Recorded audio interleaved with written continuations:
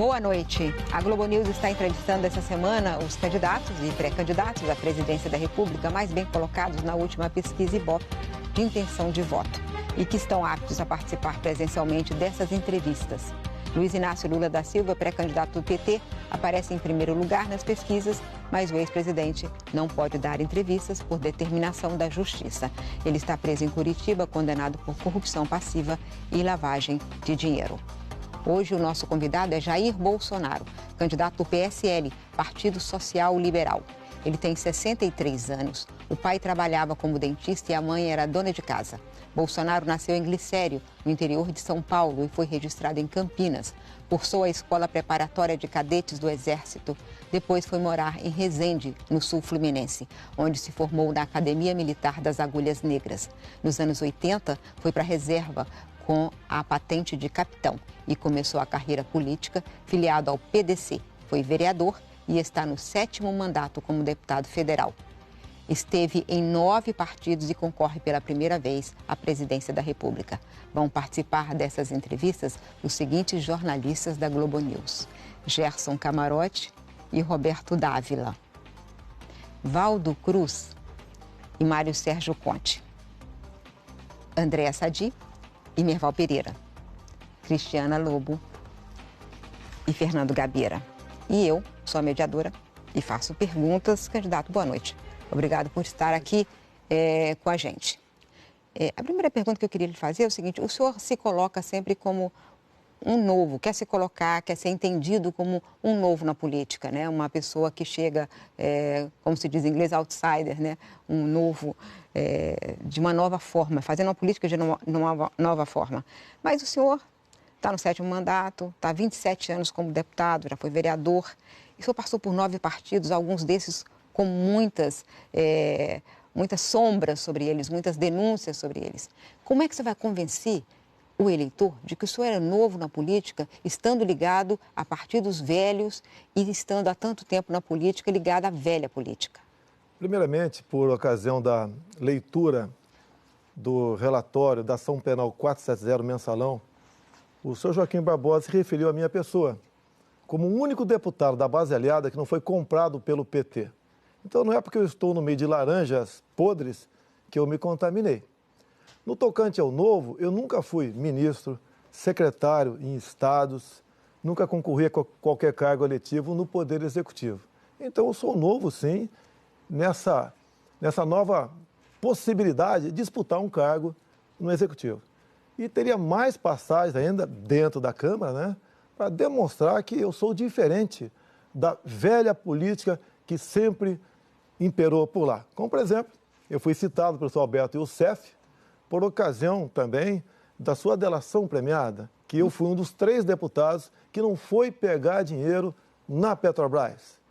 E outros momentos apareceram comigo também. Em 2014, eu fui o único parlamentar entre 1.428 candidatos que não aceitou dinheiro do partido. Isso é diferente de ser uma novidade na política, a né? JBS de Friboi. Então, eu sou diferente dentro da Câmara. Talvez seja até um deputado recordistas em processos dentro da Câmara, impetrados pelos mesmos partidos de esquerda, por exatamente não concordarem com o meu posicionamento. Mas, André Sadi, eu sou novo realmente nessa área. Mas o senhor é um político profissional, a família do senhor está na política, o senhor tem 3 filhos, um deputado estadual, outro federal, outro vereador, como a Miriam disse, o senhor está quase há 30 anos no Congresso. Família toda junta ali, é quase um clã na política, juntos disputaram quase 20 eleições. Lembrando também que o senhor e os seus familiares também empregaram ali uma ex-mulher no gabinete aqui no Rio de Janeiro, de um dos filhos do senhor e também familiares dela. Queria saber como é que é esse discurso do senhor, se não é um pouco contraditório com essa figura que o senhor tenta vender de um político diferente dos demais. Não tem nada de contradição. Por exemplo, eu tenho uma ex-mulher, tá ok? Eu vou falar no momento, caso atual. Eu sou casado com a senhora Michele. Sou acusado de ter praticado nepotismo. Ela esteve empregada sim. Só que quando estava empregada na liderança do partido, foi quando eu casei com ela. E ficou 2 meses empregada na liderança do partido. Isso daí não é nepotismo, não foi eu que empreguei. Inclusive, eu procurei a direção da casa. Mas na liderança do PP? Eu procurei a direção da casa e falei se ela poderia continuar, qual era a melhor solução. Falaram como, quando eu casei, ela já era funcionária, ok? E não estava em curso, né? Possibilidade de ser processado, responder o processo, levando-se em conta a questão do nepotismo. Tá?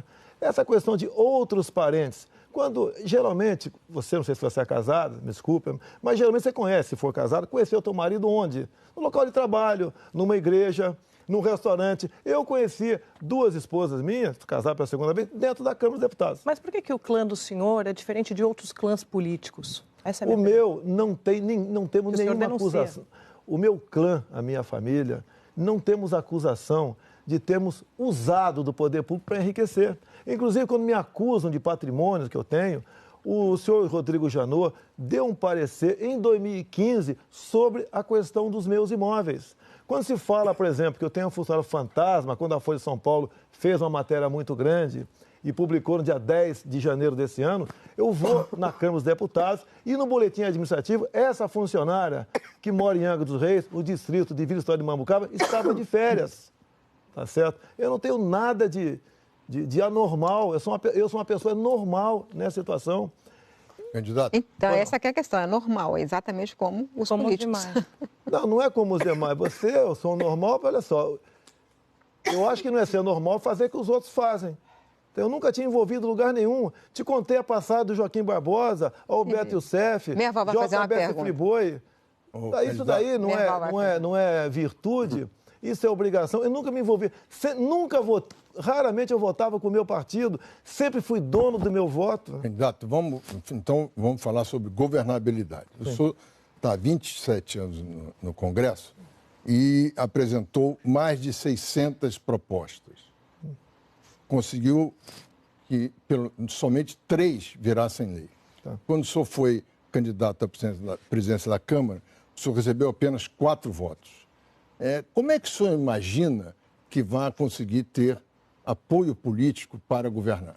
Vamos lá. Primeiro, a questão de candidato à Câmara ter 4 votos. Eu vim candidato a presidente da Câmara, numa das vezes, para evitar que Luiz Eduardo Grignal se elegesse presidente. E tanto fui vitorioso que quem se elegeu presidente foi Severino Cavalcante. Eu desossei o senhor Luiz Eduardo Grignal. Eu detesto o PT, como regra, desde há muito tempo. Eu acho que até desde antes que o PT não era PT, porque eu conheço esse pessoal, alguns, desde 1970. Eu acho que está explicado essa questão. Está explicado. Alguém agora, achar que eu disputei a presidência para ganhar... Me desculpa, meu irmão. Se achar que eu disputei a presidência da Câmara pensando em ganhar votos, não é por aí. Agora, eu tive meus 10 minutos, não foi 10 minutos de fama, não. Foi 10 minutos para decidir a presidência da Câmara. Dizer que ajudou o Severino Cavalcante a se eleger presidente não é uma... Mas como? Nós tínhamos 2 opções. É a mesma coisa Aécio e Marina e Dilma. Eu fiquei com Aécio. Só tinha 2 opções. Não tínhamos outras opções. Não tinha outra opção. Eu gostaria que tivesse alguém melhor lá. Eu era melhor que os 2 juntos, tenho certeza disso. Mas fiz minha opção. Eu costumo dizer, pior que a corrupção no Brasil é a questão ideológica. E eu evitei que Luiz Eduardo Grignal, o bilionário, tá, dessas questões de mortos desaparecidos políticos e comissões da verdade, chegasse a presidente da Câmara. Pronto. Mas por que o senhor diz que o senhor impediu? Ele perdeu por 4 votos? Não, mas olha só, eu só poderia usar a tribuna da Câmara se fosse candidato. Se não fosse candidato, não poderia usar a tribuna da Câmara. Eu entendo, mas por que o senhor diz que o senhor conseguiu derrotar o Grignal? Porque o meu discurso, tá, foi mostrando as verdades do senhor Luiz Eduardo Grignal. Só isso. Só porque ele era advogado de preso político? Não. O PT, ele é um petista de carteirinha. E o PT olha só, eu conheço. Isso que o PT chegou agora, eu já sabia, previa que ia acontecer há muito tempo. Jéssica Camarote. O senhor acusou o candidato Alckmin de ter se aliado ao que tem de pior na política. O senhor procurou o PR, tentou coligação com o PR, atraiu o tempo do PR de televisão, inclusive com o nome do vice do Magno Malta. O PR, que não é qualquer partido, que foi envolvido no escândalo do Mensalão, que teve o seu principal dirigente condenado e preso pelo Supremo Tribunal Federal. Aí eu volto a lhe perguntar, qual a diferença? Vamos lá? Vamos lá. Eu não fui atrás do PR. Há 2 anos eu procurei o senador Magno Malta, por afinidades e propósitos. e comecei a conversar com ele. O senhor procurou o Valdemar Costa Neto? Não tive uma vez perdido agora, o Valdemar da Costa Neto. Não, depois tinha decidido já. Eu te conto a história, sem problema. Era o senador Magno Malta, o meu homem. Tá, mas o senhor conversou com o Valdemar da Costa Neto? Não conversei. Eu te explico. Tá, por favor. Explico, sem problema nenhum. Então, me agregava em muito a companhia do senhor Magno Malta.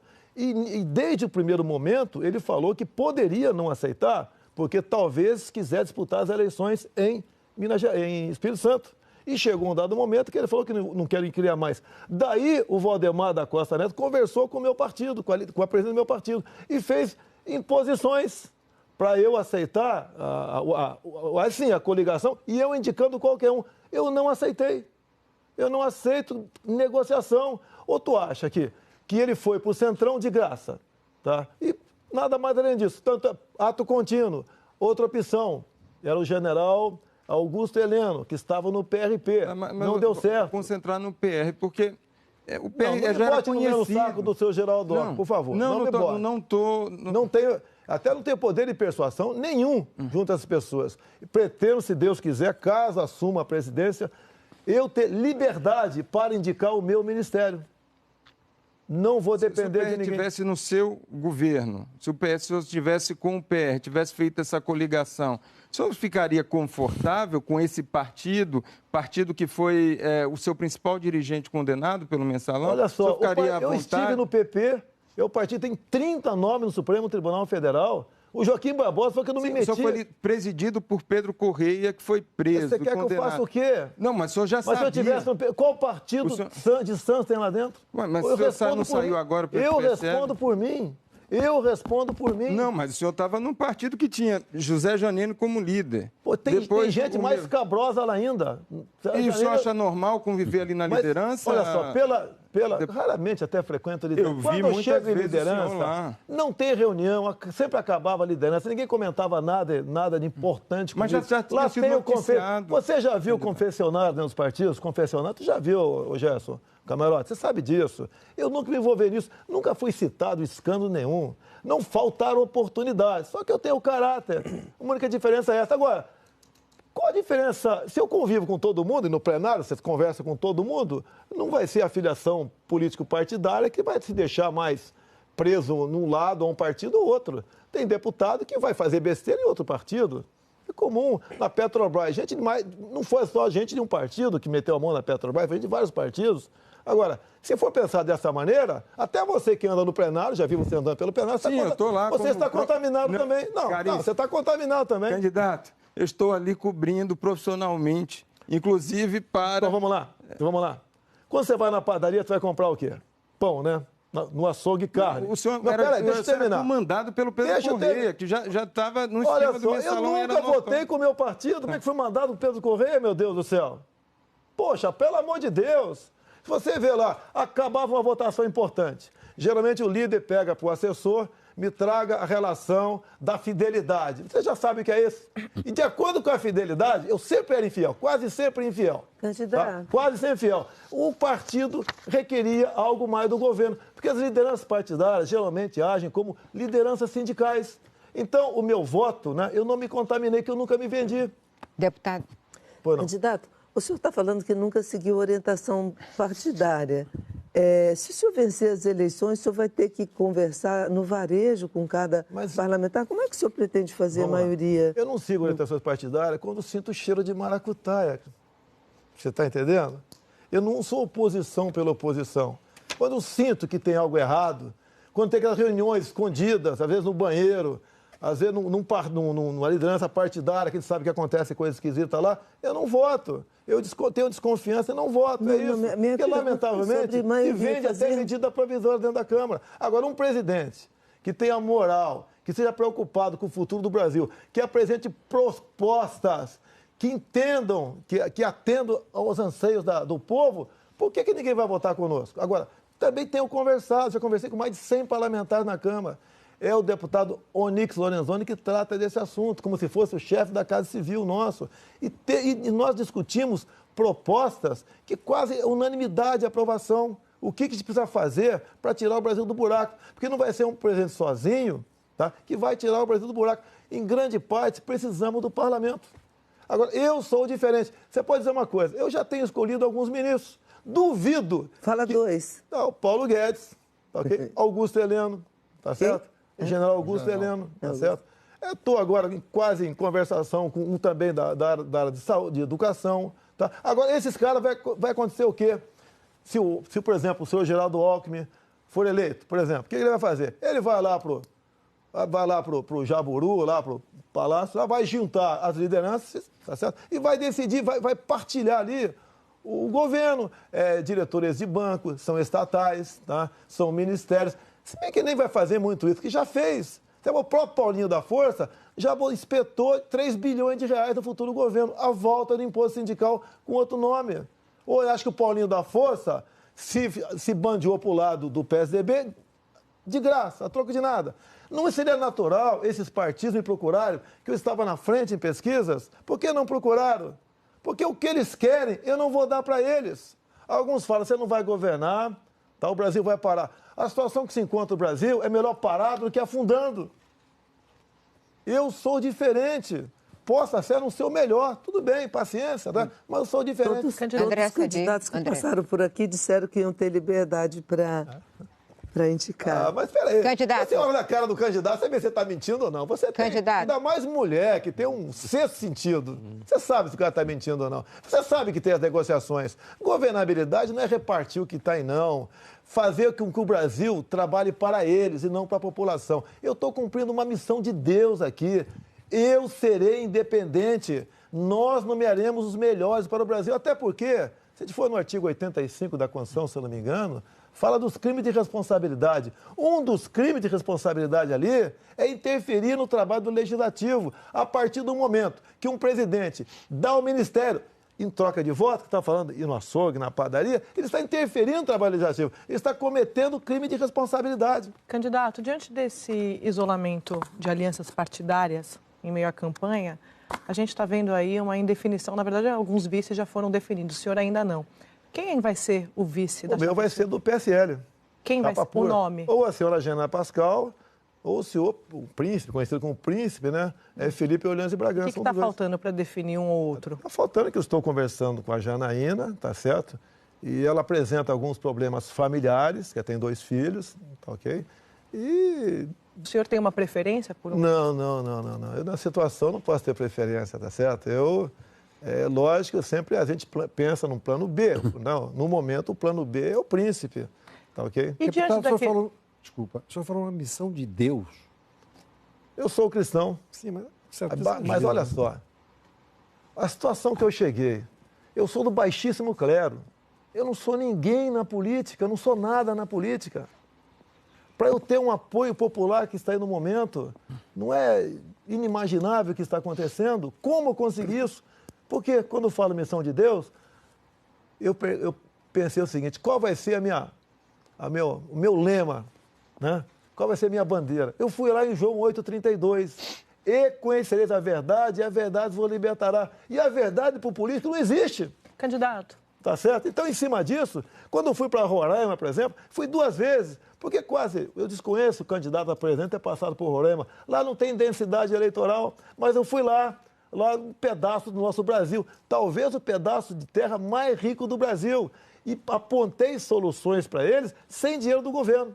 Candidato, lá na convenção, a Janaína, retomando a questão da vice, ela fez um discurso ali, causou algum tipo de irritação aos aliados do senhor, propondo uma autocrítica do partido ali, como uma espécie de pensamento único do campo do senhor. O senhor se sentiu constrangido com isso? Ela falou que nós não poderíamos ser o PT ao contrário, né?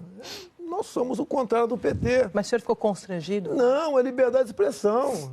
Todo mundo tem liberdade de falar o que achar que... O senhor concorda com ela?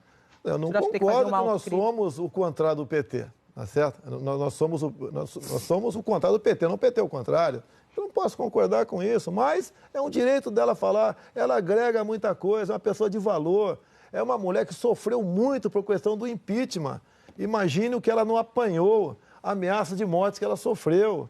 amigos que ela perdeu. Ela está dentro da USP, de esquerda. Mas o senhor acha que o partido tem que fazer uma espécie de autocrítica? O senhor acha que ela agregou esse tipo de debate? O meu partido apareceu agora. Não existia, o PSL estava perdido. O PSL ia deixar de existir. E a dificuldade para trazer gente para nós, sabe por quê? Não temos esse fundão partidário. E foi feito um verdadeiro balcão dentro da Câmara, ofereceram 2, 3 milhões de reais no fundão para trazer deputado por ocasião da janela. Candidato. Sobraram 8 heróis do meu partido. Eu vejo, por exemplo, o Major Olímpio em São Paulo, deputado federal que é pré-candidato ao Senado. Ele largou o partido dele e teria 2 milhões de reais para fazer campanha e tempo de televisão. E veio para cá por um ideal. Candidato. Então tem que valorizar essas pessoas. Candidato, sobre essa questão, né? Acabar fazendo uma chapa puro sangue aí, só com gente do próprio PSL. Eu lembro que quando o senhor estava tentando atrair o Magno Malta para a sua composição de sua chapa, chegou a perguntar por que o PR vai trazer o PS. Mas vocês querem que eu fique sem tempo de televisão? Porque eu preciso de tempo de televisão. O senhor acabou ficando sem tempo de televisão. E aí, acabou... Não, pode ter sido até uma equívoca, contradição minha falar isso aí, tudo bem. Mas é até a história do cunhado, né? Você casou com a Maria e veio o João de cunhado pro teu lado, né? Ali o cunhado saiu do partido. Eu tenho que ter alguém que estivesse filiado a um partido político. E não escolhi o Magno Malta por ser um partido médio grande, o PR. É porque era o Magno Malta, ele agrega. Mas você falou em algum momento, falou sobre tempo de televisão. Acho que eu me equivoquei, falei sobre tempo de televisão. Oi? Né? O senhor falou sobre o tempo de televisão, queria trazer tempo de televisão. Lógico que é importante tempo de televisão, tá certo? Mas eu não estava negociando com o PR, eu estava com o Magno Malta. O cunhado meu seria o Valdemar da Costa Neto. Não é o pragmatismo, candidato, da política? Olha, o ideal seria que você num primeiro turno não, né? Que você tivesse que concorrer à presidência, governador e prefeito, sozinho. Evitava isso, porque isso leva a corrupção, leva a acordos espúrios. Mas essa coisa do tempo de televisão, essa cobiça, não é a prática da velha política? É a prática da velha, mas eu não procurei o Magno Malta pelo tempo de televisão, eu procurei o Magno Malta pelo Magno Malta. Mas o senhor falou do tempo de televisão. O Valdemar da Costa Neto ofereceu para o presidente do meu partido, tá? Eu botar o vice que quisesse, ele coligaria conosco, desde que, uma das coisas que ele botou na mesa, queremos coligação para deputado federal, Rio e São Paulo. Nós pretendemos fazer 9 deputados federais no Rio e São Paulo. O Valdemar, que não é bobo, ele pode ser tudo, mas não é bobo, sabe que nessa coligação, só o meu filho Eduardo Bolsonaro estava garantido em São Paulo. Porque nós ficaremos sem televisão, por favor, sem televisão e sem fundo partidário. O nosso fundão partidário extra são 10 milhões de reais. 3 milhões para a campanha de presidente. Eu já falei que não quero os 3 milhões porque eu votei contra o fundão. E é um escárnio, 1 bilhão e 700 milhões de reais para esse fundão, para reeleger parlamentares que, lamentavelmente, né, em grande parte, não produziram algo de bom para o Brasil. Candidato. Como o senhor vai conversar com alguém que não é bobo? Tenho... Pô, peraí, cara. Você conseguindo a presidência da República, tá certo? O pessoal vai ter que olhar para mim. Não, mas vai? antes. Não, mas peraí, mas se eu não chegar... Eu não tenho obsessão pelo poder, camarote, por favor. Eu não tenho obsessão pelo poder. Não conversei com mais partido nenhum. O que é natural não é eu conversar. É eles virem conversar comigo. E ninguém veio. Okay? Candidato, o senhor tem fugido de todas as perguntas sobre economia com o argumento de que o Paulo Guedes, que vai ser seu ministro da Fazenda, sabe tudo, né? Mas acontece que Paulo Guedes não é candidato, é demissível, pode não estar com o senhor. Como é que o senhor vai convencer o eleitor de que o senhor está indo com o Paulo Guedes, se ele não é candidato, se ele não vai permanecer? Como é que... E, além do mais, é o seguinte, o senhor, como presidente, o senhor não precisa ser economista. Eu não sou economista como jornalista. O senhor não precisa ser médico. Mas o senhor precisa conhecer as decisões que vai tomar. Então, eu quero saber o seguinte, que confiança o seu eleitor pode ter de que vai ter alguém que comanda a economia? Olha, por que você está dizendo que não vai ser o Paulo Guedes? Não. A senhora nunca conversou com ele. É mesmo que eu vou me casar. Vamos supor que a gente vai se casar agora, vamos supor, tá certo? E no altar, alguém pergunta para a senhora, se não der certo, se o Bolsonaro negar fogo, qual é teu plano B? Qual é teu Candidato, plano B? O que eu estou perguntando não é sobre casamento. Eu estou perguntando o seguinte, ele não é candidato, ele não tem, portanto, ele não vai ter mandato. E toda pessoa que não tem mandato pode ser demissível, Né? Quem tem mandato também é demissível. Com cassação, em outras circunstâncias. Não, é demissível também. Mas eu estou falando que o ministro da Fazenda, é um ministro demissível. Portanto, essa forma de buscar um biombo para falar, olha, ele vai explicar tudo, o senhor é que precisa explicar as suas ideias de economia. Guedes não é um joguete na mão de ninguém. Não, eu conheço Paulo Guedes. Eu sei ele disso. Tem caráter, eu conheço ele há muito tempo. Ele tem responsabilidade. Ele é um senhor que nunca, pelo que eu sei, nunca ocupou cargo político em governo nenhum, tá certo? E houve uma aproximação nossa, meio assim por acaso. E eu estou muito feliz com ele. Agora, olha só, Miriam, se eu tenho do meu lado uma pessoa como o Paulo Guedes, como você disse que você reconhece ele, até fora do Brasil, por que eu vou falar de economia? Meu Deus do céu. Eu sou capitão de artilharia. Vamos lá, eu sou capitão de artilharia. Eu sei fazer integral, sei fazer derivada, sei calcular um tiro de barragem. Mas o senhor não é candidato a comandante do Exército, o senhor é candidato à presidência da República. Eu entendo de números. Eu sei o que o povo precisa. Tá? Senhor Paulo Guedes, o que o povo quer, almeja?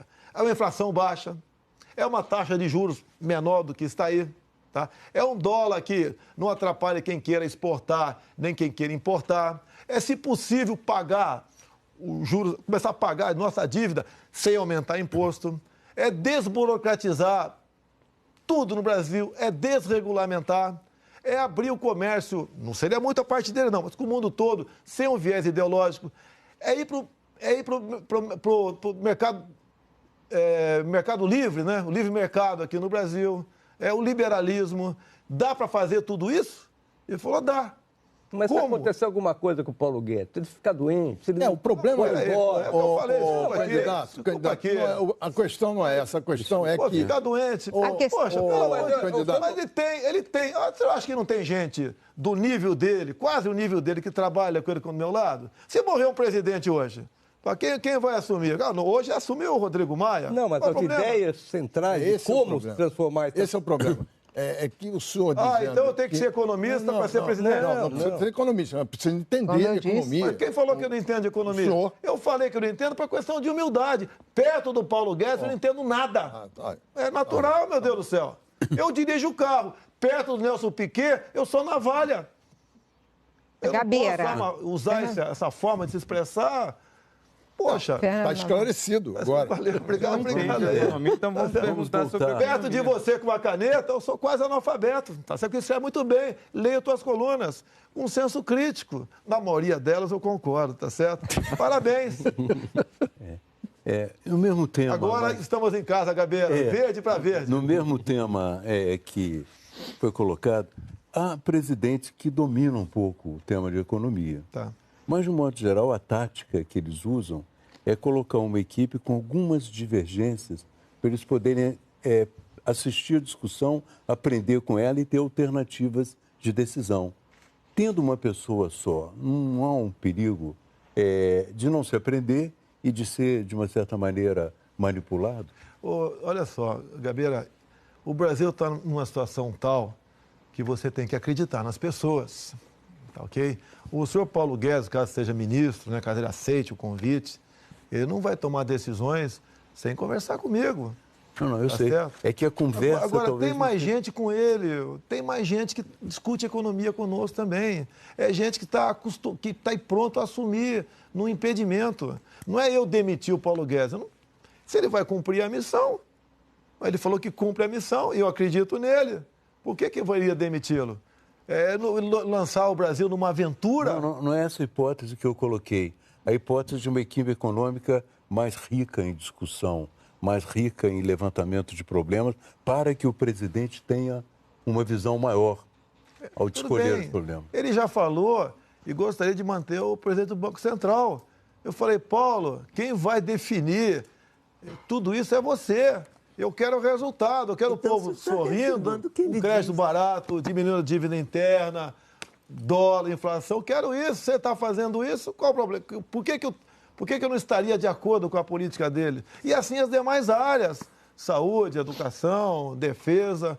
E são as pessoas... Duvido, Gabriela, você ficou 3 mandatos lá em Brasília, você sabe como é que funciona, 4, né? Como é que funciona aquela questão lá, nesse troca-troca de cargos, né, de toma lá da cá. O Brasil não aguenta mais isso.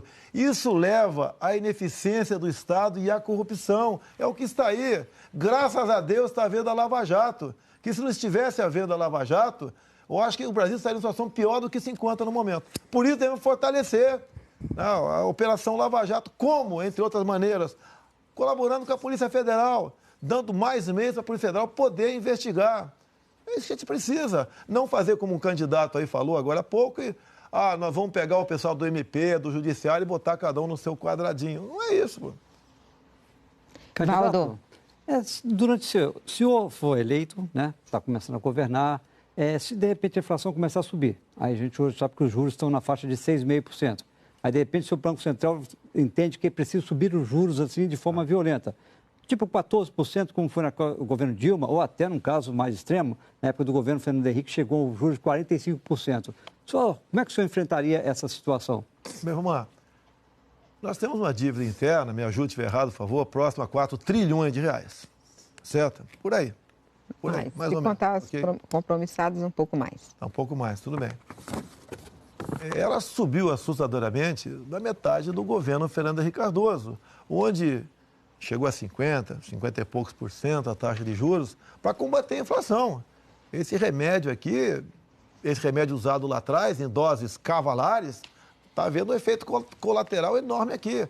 Agora, as questões inopinadas, que fogem da normalidade, você tem que buscar uma solução. Se a solução for essa, que se faça. Agora, imagina essa taxa de juros em cima, senhora Mira, com 4 trilhões de dívida. Para onde vai a nossa dívida interna? Pô? Vai explodir. Pô. Agora, eu acho que você tomando medidas para fazer a economia rodar, tá certo? Nós começarmos a buscar maneira de agregar valor naquilo que nós produzimos, não ficarmos apenas apegados à questão dos commodities. Eu fui agora em Paraupebas, fiquei lá 30 minutos vendo um trem passar de minério, vai para a China, basicamente isso aí. Será que nós não podemos agregar valor nisso? O que falta para nós investir em ciência e tecnologia?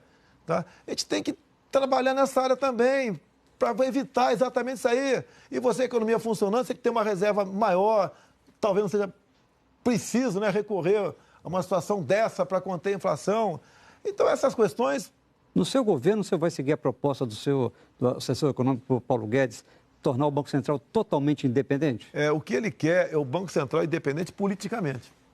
E eu sou favorável a isso. Tá? E vai ter meta também. O Banco Central vai ter metas. Se não cumprir exatamente as metas, como agora, dentro de um parâmetro, lamento, mas o senhor Paulo Guedes vai acenar com a troca do Banco Central. Não seria totalmente independente?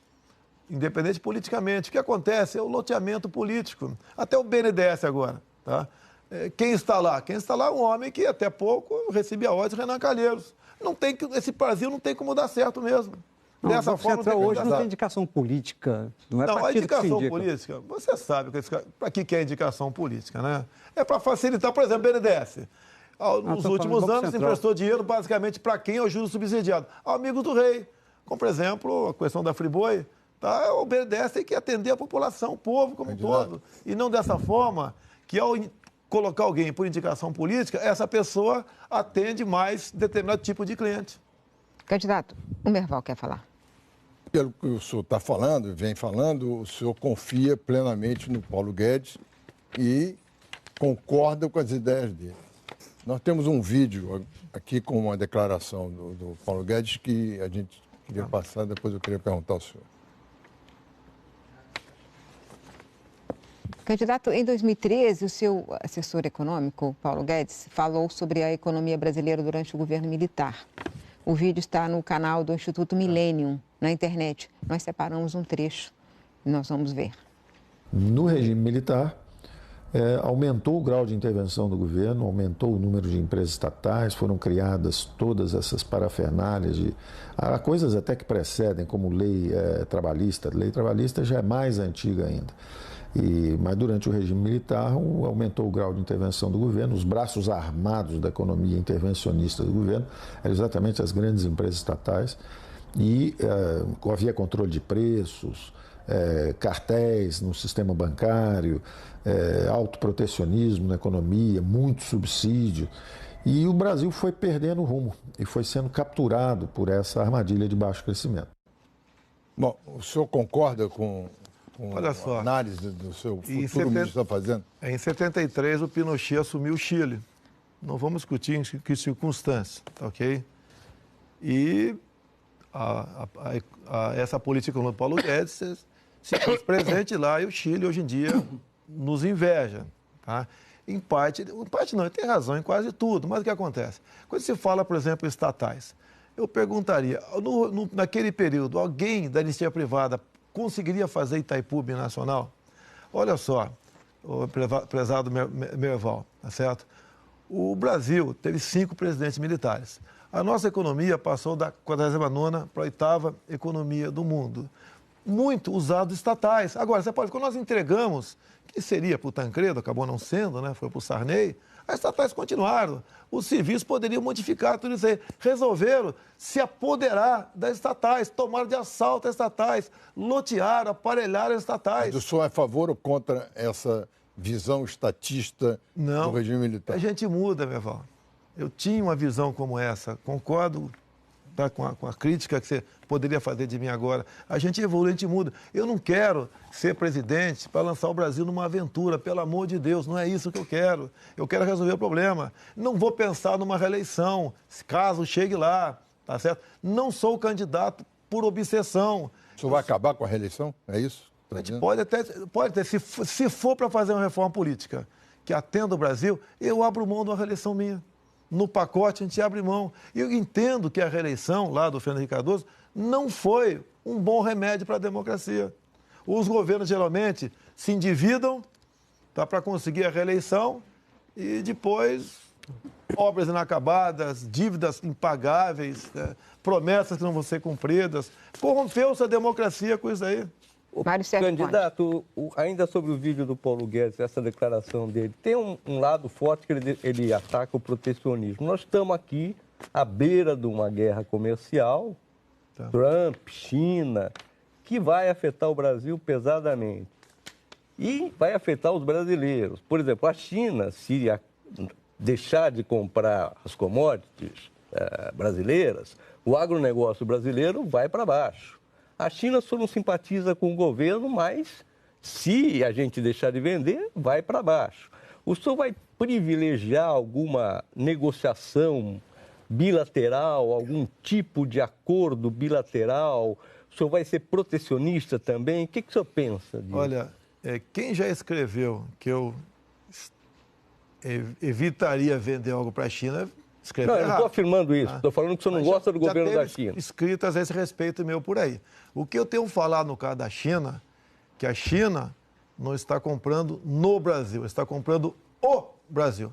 Esse é o grande problema que nós devemos nos preocupar. Tanto é que o Trump pediu que empresas chinesas comprem empresas americanas. Se eu não me engano, a Austrália está no mesmo caminho. Tá certo? Essa é uma grande preocupação. A China tem aí 1 bilhão e 400 milhões de habitantes. Revogaram a lei do filho único, o controle de natalidade há pouco tempo. Tá? A sua população está se transformando em urbana. Mas o agronegócio brasileiro depende em grande parte da venda para a China. Vão ter que comprar, porque o mundo cresce 70 milhões de habitantes por ano. Vão ter que comprar, tá certo? Eles têm essa preocupação. A minha outra preocupação com a China muito grande é que eles já começam a ensaiar comprar terras no Centro-Oeste. Nós estaremos abrindo mão da nossa segurança alimentar. E o homem do campo, o produtor rural, cada vez mais está pressionado por medidas ou por omissões do governo, que a tendência é ele vender essa terra barata.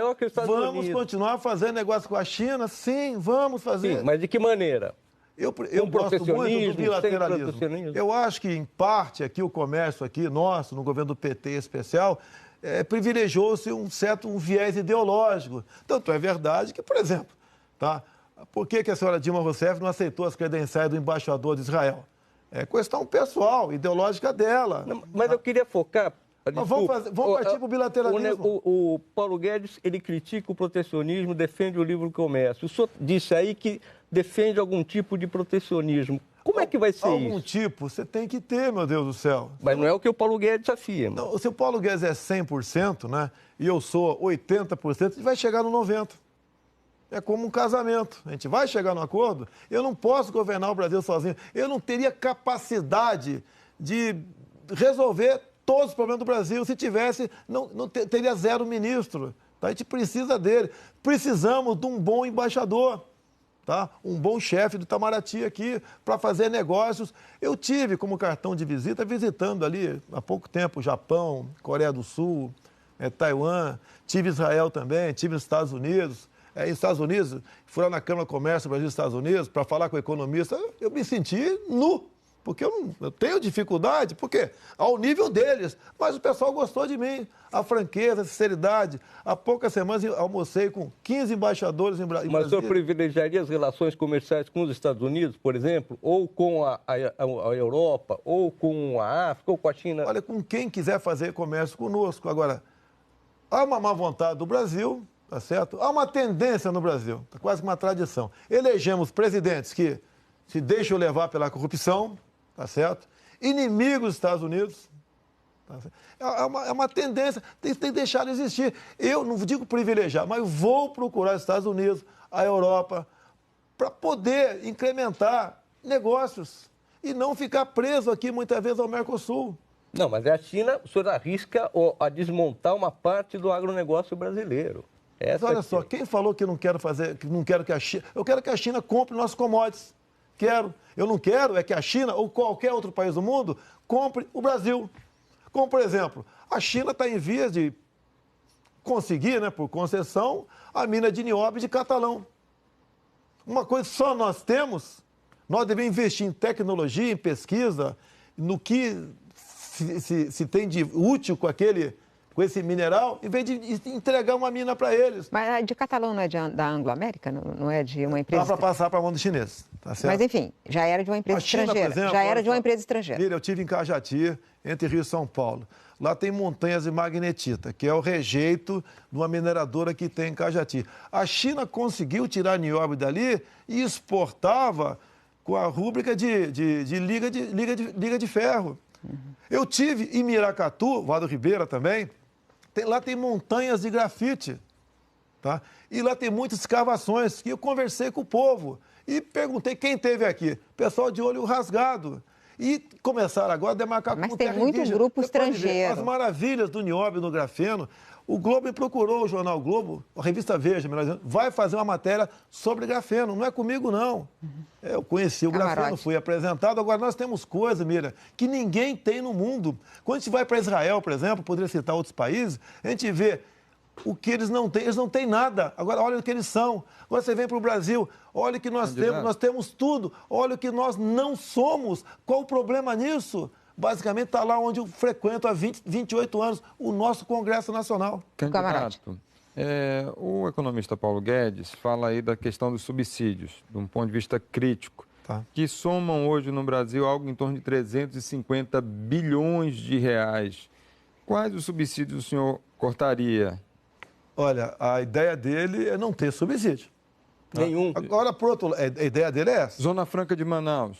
Mantém. No meu entender, mantém. E aí fica contra o Paulo Guedes?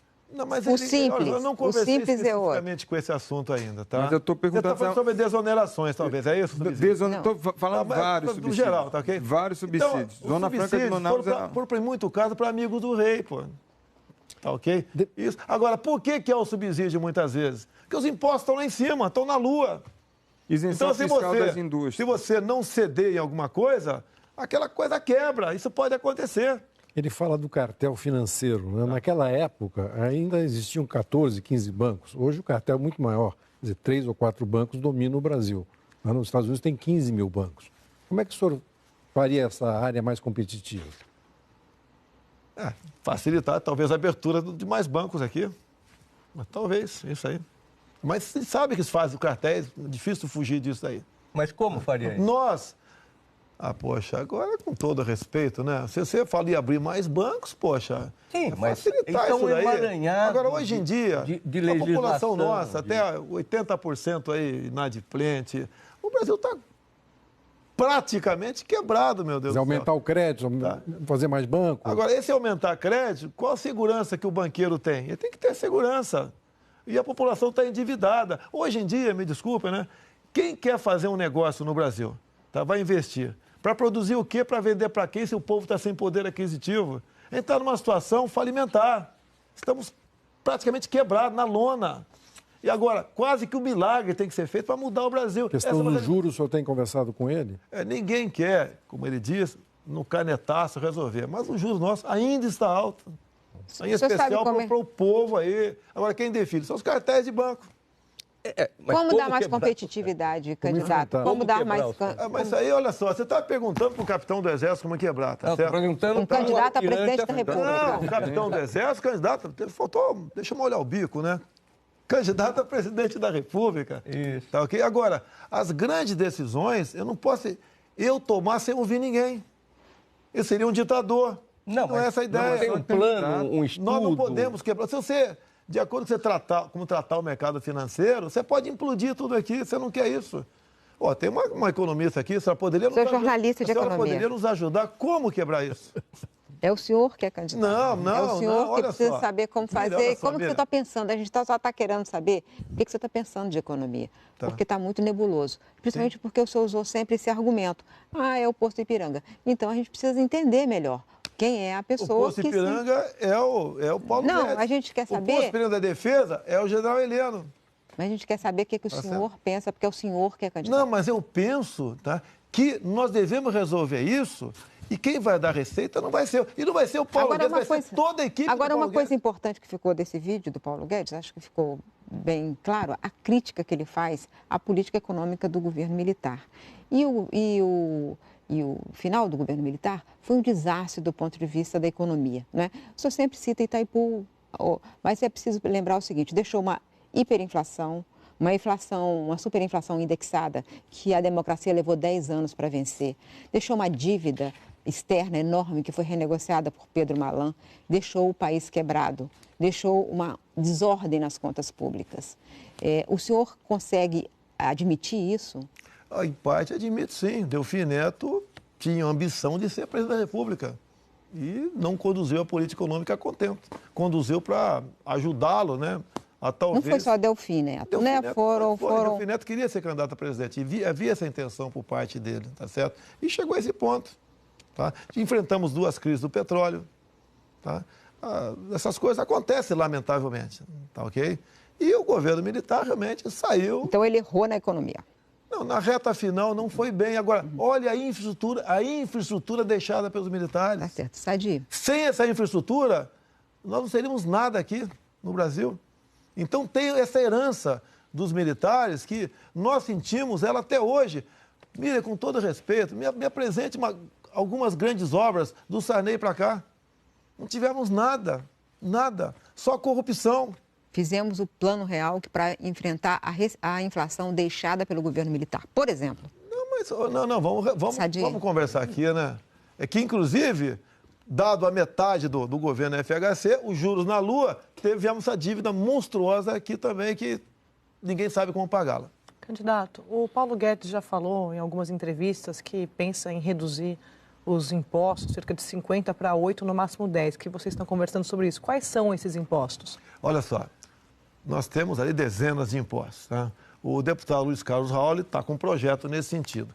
E eu acompanho a meia distância ao longo dos anos em Brasília. Tá? Quando você quer reduzir, diminuir, fundir impostos, não sei o que lá, você tem problema na Câmara, no Senado. Tem parlamentares que são ligados ao governo federal, outros são ligados aos governadores, outros aos municípios. E quando tá, um ente vê que vai perder, vai tudo por água abaixo. O que eu falei para eles? O ideal seria imposto único, até o ideal, né, o sonho, né? É uma utopia, tudo bem. Mas nós devemos começar a reduzir paulatinamente os impostos. Qual imposto? Nenhum imposto já está na... Poxa, Meira. Mas ele disse que vocês estão avaliando. Poxa, por isso que a gente está perguntando. Eles estão conversando sobre isso. Não, é porque ele falou assim... O básico dos impostos... Não, ele falou... Ele falou que o senhor concordou em ter 15 impostos. Por exemplo, procedimentos médicos, eu não vou ter como responder para você, Meira. Mas quando você conversa sobre isso, candidato... E quais impostos você já falou? Eu não sou médico. Mas os eleitores precisam saber das suas ideias. O senhor disse, o Paulo Guedes disse que... Desculpa, André, aí eu vou complementando você e depois deixo você com a palavra. É que ele falou assim, olha, eu pensei em 10 impostos, mas ele concordou com 15. E eu fico pensando nos outros, quais seriam eliminados? Não, eu não vou particularizar aqui agora, que é uma discussão ainda bastante... Não é superficial, né? Mas não tem nada de concreto ainda. E isso daí, por ocasião do nosso plano de governo, vai ser apresentado. Quando? Até... É o limite longo, se não me engano, é 15 de agosto. Se não me engano. É porque ele disse que está em avaliação, candidato, por isso que a gente está perguntando. Oi? Ele disse que está em avaliação por vocês. Por isso mas que lógico que está em avaliação. Mas quais são? Eu estou correndo atrás do voto no Brasil, estou andando no Brasil. Quem está com a mão na massa, na escrivania, com a caneta e um óculos, não sou eu, essa equipe toda. Mas o que ele disse para o senhor? Candidato, o senhor não falar para os seus eleitores, a gente está dando uma oportunidade para o senhor falar... Não, eu estou entendendo a pegadinha de vocês. Não é pegadinha, eu estou entendendo a pegadinha de vocês. Não, que é isso? Eu estou entendendo. Tem um eleitor lá. Não, de jeito nenhum, candidato. Candidato, vocês querem me rotular aqui uma coisa que eu não sou. Irresponsável e sem bom senso. Vocês querem me rotular. É o senhor que está falando isso. Poxa, você tem 60 impostos lá. Você quer que eu particularize cada imposto? Eu quero que o senhor explique alguma coisa de economia. Não, foi o Paulo Guedes que falou, candidato, é por isso. Eu não vou aceitar esse jogo de vocês. Tá? Até porque uma coisa que está em gestação, eu não quero, lá na frente, ter que explicar o que eu falei no Globo News e mudou isso, mudou aquilo. Tá certo? A responsabilidade de cada setor da máquina da União está no grupo de certas pessoas que estão elaborando o projeto. Tá ok? Então, agora, se vocês não confiam também não confiam no economista como Paulo Guedes, paciência. Ok? Candidato, por exemplo, em relação ao reajuste do salário mínimo, os economistas têm uma visão até mais fiscalista, mas o presidente da República tem uma visão mais social, até porque ele recebeu os votos. Eu lhe pergunto, ano que vem vence a lei sobre a fórmula de correção do salário mínimo, que é a inflação do ano passado e o PIB de 2 anos anteriores, que, quando o país está crescendo, ele é bastante favorável. O senhor manteria essa fórmula ou deixaria só a correção da inflação? Ou o senhor opinaria junto à sua equipe econômica com a sua visão de quem andou por esse país todo para colher votos? O que o eleitor do senhor, o trabalhador, pode esperar de uma política de salário mínimo do seu governo? O aumento do salário mínimo não pode ser, tá certo, superior ao aumento do salário mínimo de referência dos aposentados. Nós não podemos ir condenando ano após ano o salário dos aposentados, ou melhor, os proventos, a aposentadoria dos deputados dos aposentados diminuindo. A gente não pode admitir isso. Você está dizendo que você vai Porque cada vez, mais. olha só, por exemplo, mais ou menos, quem se aposentou com 10 salários mínimos está ganhando meia dúzia. Quem se aposentou com 5 um tempo atrás está com 4. Isso tem que deixar de acontecer. A Cris está perguntando sobre a correção do salário mínimo. O senhor está respondendo que os proventos de aposentadoria precisam ser corrigidos no mesmo valor do salário mínimo. É isso? Sim. É isso Essa que você aí está dizendo? é uma das políticas que eu falei que tem que ser adotada. Então, quer dizer... E quem sabe recuperar o valor do salário dos aposentados. Quem sabe isso? Mas e o salário mínimo... vai ter alguma tabela de reajuste? Vai ter algum critério diferente? Tem um que está em vigor, que pode ser renovado a partir do ano que vem, pode ter uma nova proposta. Mas não tem nada elaborado ainda? Quando não se tem uma nova proposta pronta, se mantém a que está em vigor. Essa aqui é a ideia, não tem que inventar nada. O deputado, o senhor disse que sempre que é muito sincero, né? O senhor se sente preparado para governar o Brasil?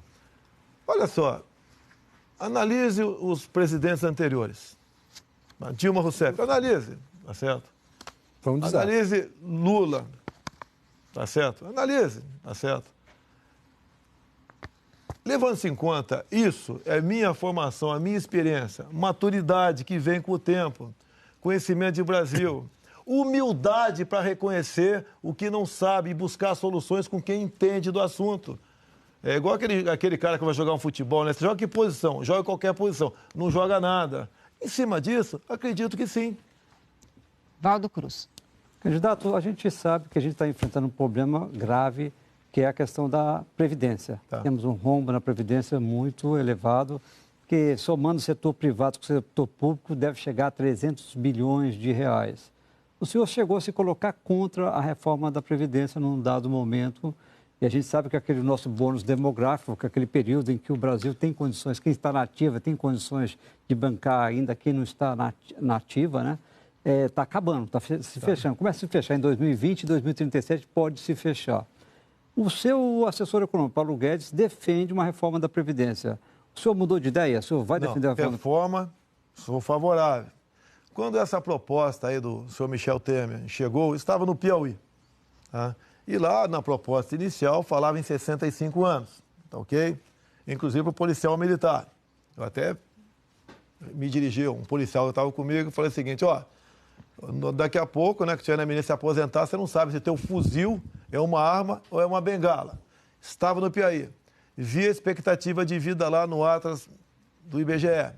69 anos. Tá? E que eu falei, não passa, ainda mais no ano pré-eleitoral, não passa. E nem foi votada. Porque se fosse votada, a lei de não passar ia marcar os deputados favoráveis a ela e deixaria o pessoal do PT, PCdoB e PSOL bem à vontade. A bancada deles ia crescer assustadoramente. Até a questão de estratégia política. Eu lembro quando eu era garoto, minha mãe falava, remendo novo em calça velha, não dá certo. E agora? Não dá certo. Essa reforma agora, porque uma coisa, vamos tacar por partes, onde é que aparece a fábrica de Marajás? O pessoal chega com um salário no teto, né? Câmara Municipal do Rio de Janeiro, fui vereador, está lá na lei orgânica, tá? Você, por exemplo, está ganhando 10 mil por mês. Você tem um cargo de comissão de 10 mil. Daqui a 8 anos você passa para 20. Mais 8, outro cargo de comissão, você passa para 30. Vamos acabar com as incorporações. E olha o que aconteceu com o senhor Eduardo Paes quando deixou a prefeitura aqui no Rio de Janeiro. Essa acumulação se estendeu ao executivo. Tá? Vamos primeiro, no primeiro momento.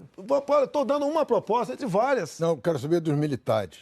Tá, então tudo bem. Então, acaba com as incorporações. Militares. Bem, nós temos lá no artigo 7º um montão de direitos, certo? Da Constituição. Deles, o direito do militar de fundo de garantia, hora extra...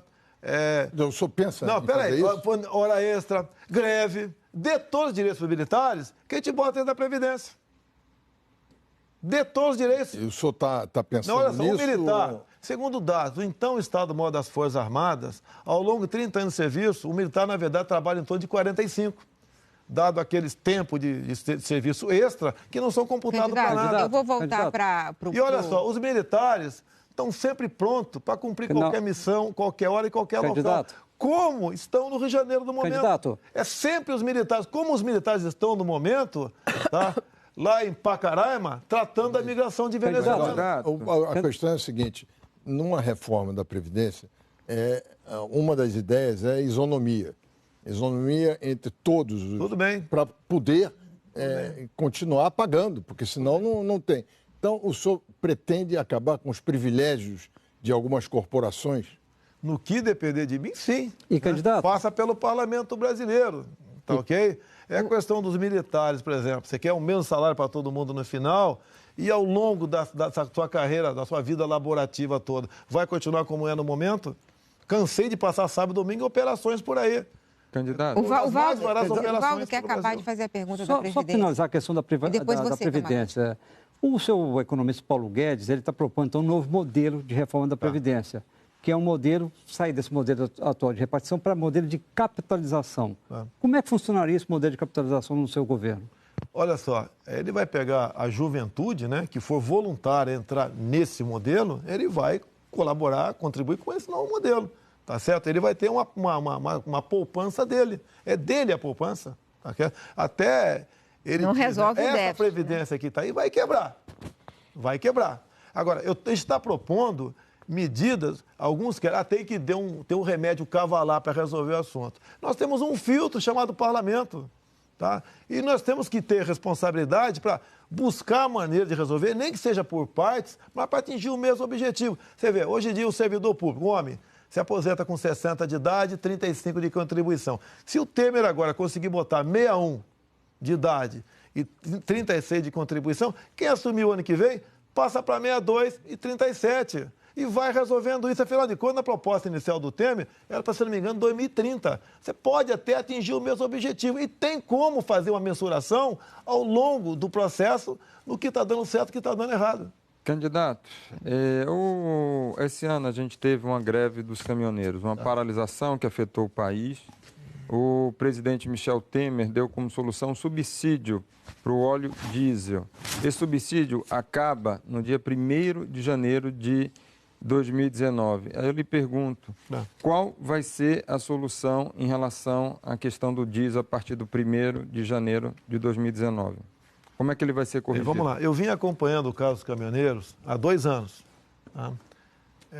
Estive em Gramado, Rio Grande do Sul, aqui no Rio de Janeiro, em Brasília. Tá? E tem uma série de medidas que eles gostariam que fossem adotadas. O governo, sem inteligência, né, ignorava isso daí. Uma das medidas, um caminhão vazio com o eixo levantado, tem estado que ele paga pedágio a si mesmo. Eu sei que no contrato, né, diz que tem que pagar, mas eu acho que um contrato desse tem algo de irregular ali. Tem que conversar, né, com as empresas para resolver esse assunto. Mas a questão do óleo diesel... Vamos lá. Outros problemas os caminhoneiros também tinham, tá certo? A questão da multagem eletrônica. Tá? É uma festa. Você anda aqui na hora do Rio de Janeiro, a 70 por hora, sem passarela, e você vai na Rio Santos, por exemplo, tem uns 50 lombadas eletrônicas de 40 por hora até Santos. Essa multagem, eles botam no preço do frete, no final. É mais um encargo, parece que dificilmente vai fazer uma viagem daqui para Recife e voltar sem pegar uma multa. Ele está perguntando o subsídio.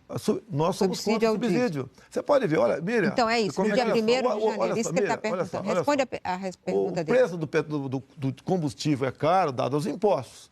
E tem imposto estadual. Como é que a gente vai mudar o imposto estadual? Se o governador vai alegar que não tem como reduzir.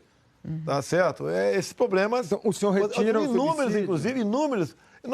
Eu, por exemplo, não tenho números concretos na minha frente.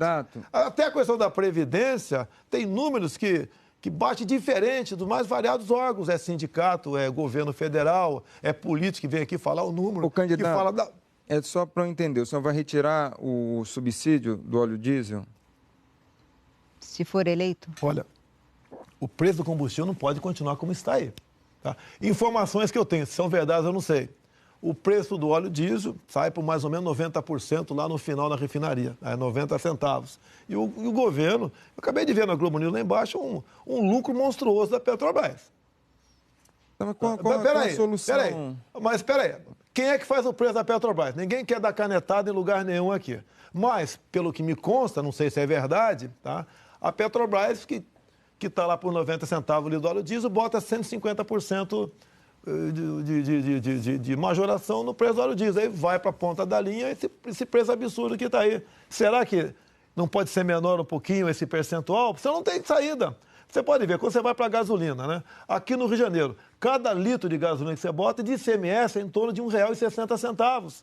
É o governo do Estado que tem que sentar nessa cadeira também e ser pressionado. As dívidas, o Estado está quebrado aqui, com vários estados estão no limite. Como resolver esse assunto? Vamos quebrar a população, o ser humano, né? O trabalhador, para atender os interesses outros de pagar dívidas, por exemplo, da Petrobras?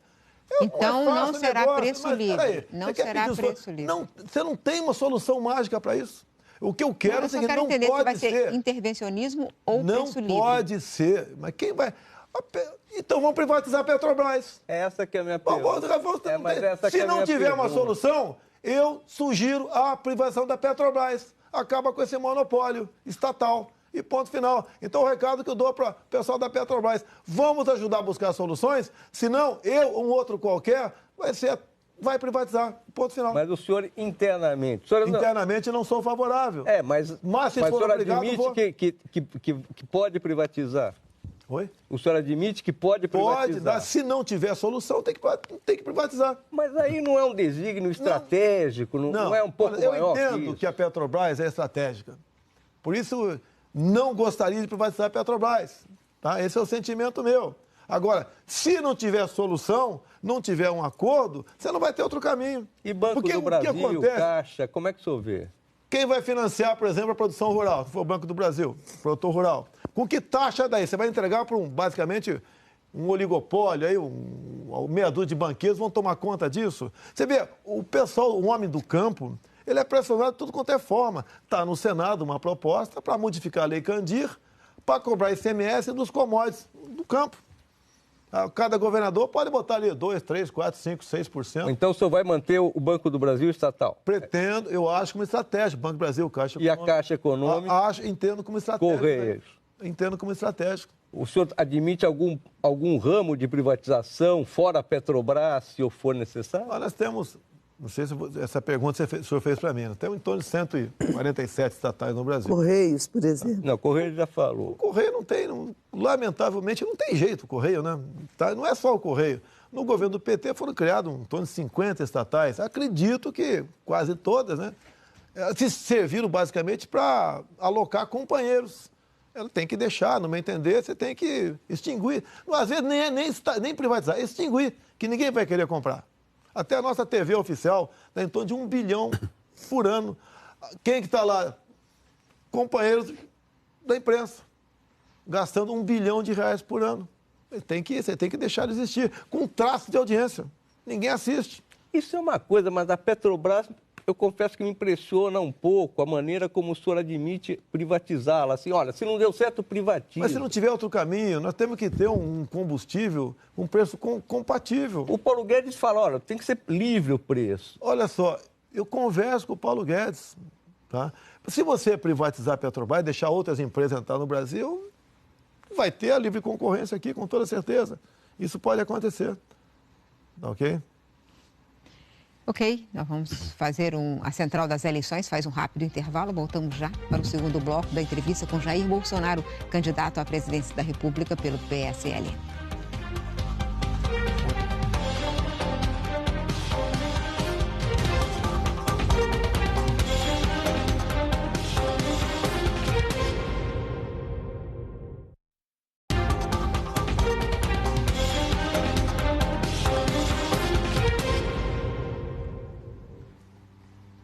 A Central das Eleições está de volta. Candidato, em abril do ano passado, o senhor fez uma palestra no Clube Hebraico e no Rio de Janeiro e fez uma declaração que provocou polêmica. Nós vamos ver.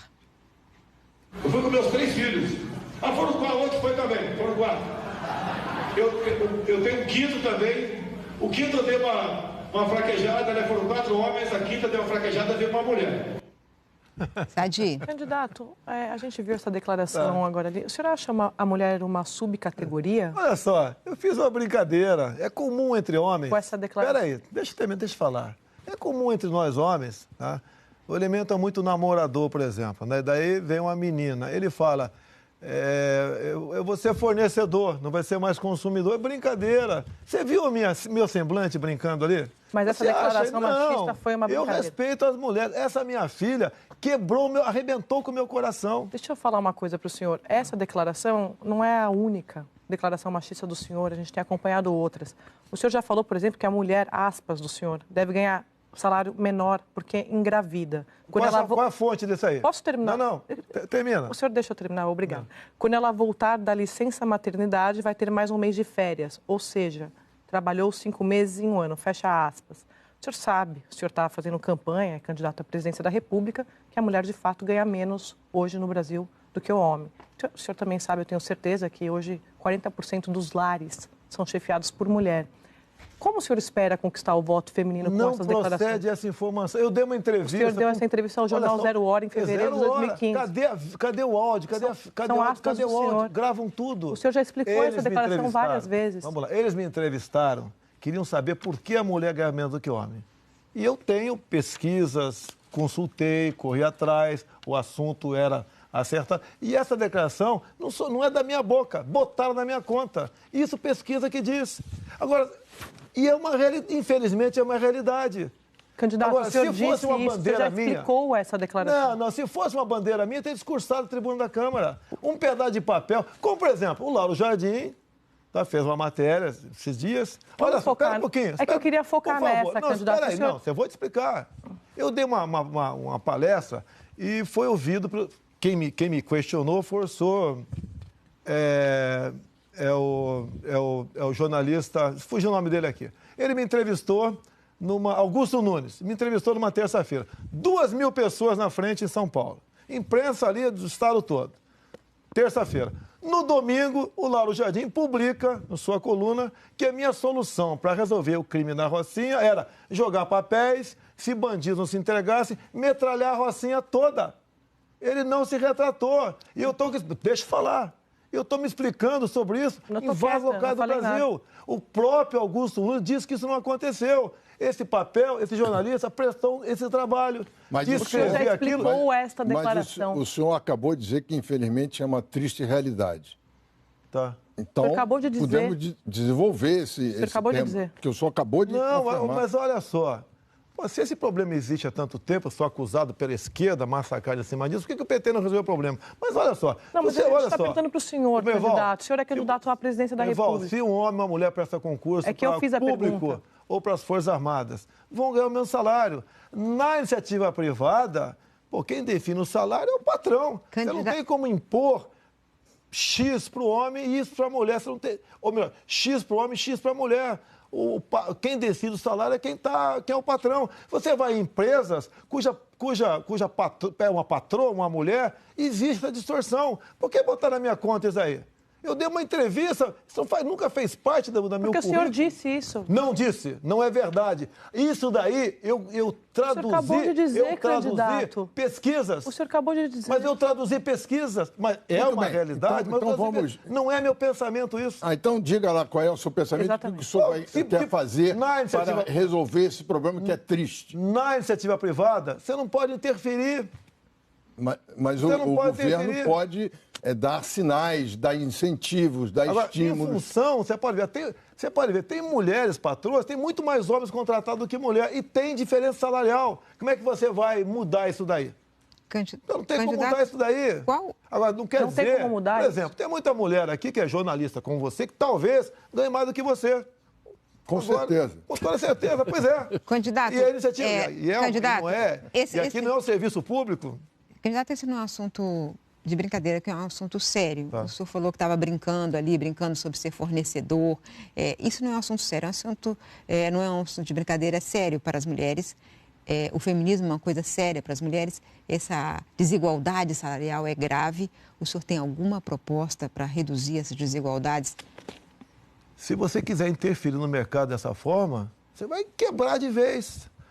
Então, as mulheres têm que continuar ganhando Não é menos. que tem que ganhar menos ou mais, tá certo? Isso vai do entendimento de quem estiver contratando. Mas eu já te falei que tem mulher que contrata homens e mulheres com salário diferente, a mulher ganhando menos. E daí? Você vai chegar lá e falar, é a mesma coisa, é a mesma função, é a mesma coisa? Poxa, meu Deus do céu. Isso daí, você está procurando algo que você não vai conseguir. É uma coisa que não vai chegar a lugar nenhum. Ainda mais se um presidente não estiver disposto a resolver esse Existem problema. políticas... O PT não resolveu isso? Mas é que o senhor não resolveu isso. Você não tem como interferir no mercado. Isso é um absurdo está falando. Me desculpa, meu irmão. É um absurdo. Querer botar na minha conta, eu, presidente, vou resolver? Na sua conta, não. Na conta de qualquer presidente que não ache que é uma distorção Vai ter mulher errada. que ganha mais do que homem que não vai gostar do projeto também. Você tem que deixar o livre mercado, de acordo com a mulher que vai ganhar mais do que homem. Não interessa se é homem, se é mulher, opção sexual, cor de pele. De acordo com a produtividade, o patrão vai pagar mais ou menos para ela.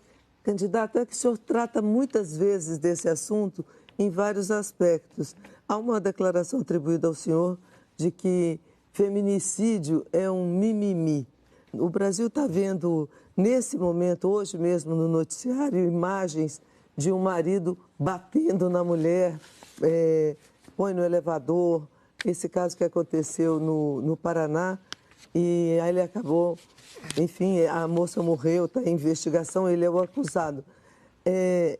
No Brasil, no último ano, 4.700 casos de assassinatos por feminicídio, sobre o feminicídio. O senhor acha que é mimimi mesmo? Acha que é uma solução dar a arma para a mulher, como o senhor disse, em lugar de o papel sobre... Olha, da lei? Geralmente, quando estou em palestras, eu chamo algumas mulheres voluntárias para cima do tablado e pergunto para elas, vocês preferem a lei do feminicídio no bolso ou a pistola na bolsa? Até hoje foram unânimes. Você pode pensar diferente. Tudo bem, vou te respeitar. Tá ok? Agora, para mim, se uma pessoa matar meu pai ou minha mãe, eu vou me sentir triste de qualquer maneira. Eu quero que esse cara cumpra 30 anos de cadeia. Não interessa se matou meu pai ou minha mãe. Qual a diferença matar, com todo respeito, teu pai ou tua mãe? Não há diferença nenhuma. Né? São dois seres humanos que merecem viver. Mas, candidato, hoje 12 mulheres são mortas todos os dias. São 5 mil por ano, se não me engano. Por conta dessa questão de gênero. Tá. Como que armar uma mulher poderia salvar a vida dela, por exemplo, num caso desse que a Cristiana citou?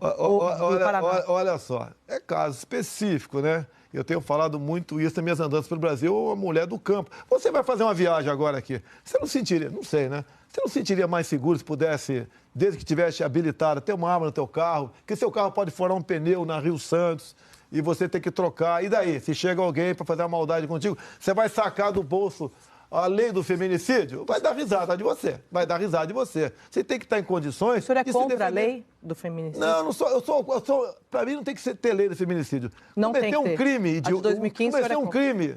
Não interessa contra uma mulher. No mínimo, 30 anos na cadeia, sem progressão. Ainda mais um crime estúpido como esse, porque o cara mata só porque ele é homem e achou que a mulher não está correspondendo com ele ou quer ir embora. Não é mais grave? O quê? Não tem uma gravidade maior esse tipo de crime? Não, para mim matou, né, sem motivo, né? Que tem a legítima defesa também. O cara tem que puxar 30 anos de cadeia. O senhor revogaria a lei do feminicídio? Eu falo em feminicídio. Tem uma deputada federal, Keiko Ota, uns 15 anos atrás, teve o filho sequestrado com 8 anos de idade, um moleque de 8 anos de idade foi executado em cativeiro. Descobriu-se quem matou foi um ex-funcionário dela. Esse cara foi condenado, puxou 6 anos de cadeia e foi para o semiaberto. Que é crime mais hediondo do que esse. Gente, por favor, agora a palavra é do Gabeira. Agora vamos para outro tema. Essa frase sobre os quilombolas, né? Tá. Eu não vou ficar repisando, nem quero achar um caminho construtivo nisso. Tá certo. E essa frase é de que os quilombolas não trabalham e que era necessário acabar com os quilombos. Eu tenho uma experiência diferente, queria te fazer a pergunta baseado nessa experiência. Eu conheço o quilombo dos Calungas, em Goiás, onde eles trabalham muito. Eles plantam, vão à cidade tentar vender, mas estão presos por falta de uma estrada, uma boa estrada. O Lula chegou a descer lá de helicóptero, anunciou que faria uma estrada e não fez. Mas eles estão preparados para trabalhar, fazer trocas comerciais mais intensas. Eles têm uma área muito bonita que pode ser explorada pelo turismo. Alguns intelectuais calungas já estão trabalhando no turismo da cidade. Eles estão prontos para decolar se tivessem alguma contribuição. Agora, em Santa Rosa dos Pretos, no Maranhão, eu recebo pela internet uma campanha muito bonita em que eles estão dizendo que nós não temos poço para buscar água, não temos acesso à água. Então, eles estão fazendo uma campanha para terem acesso à água.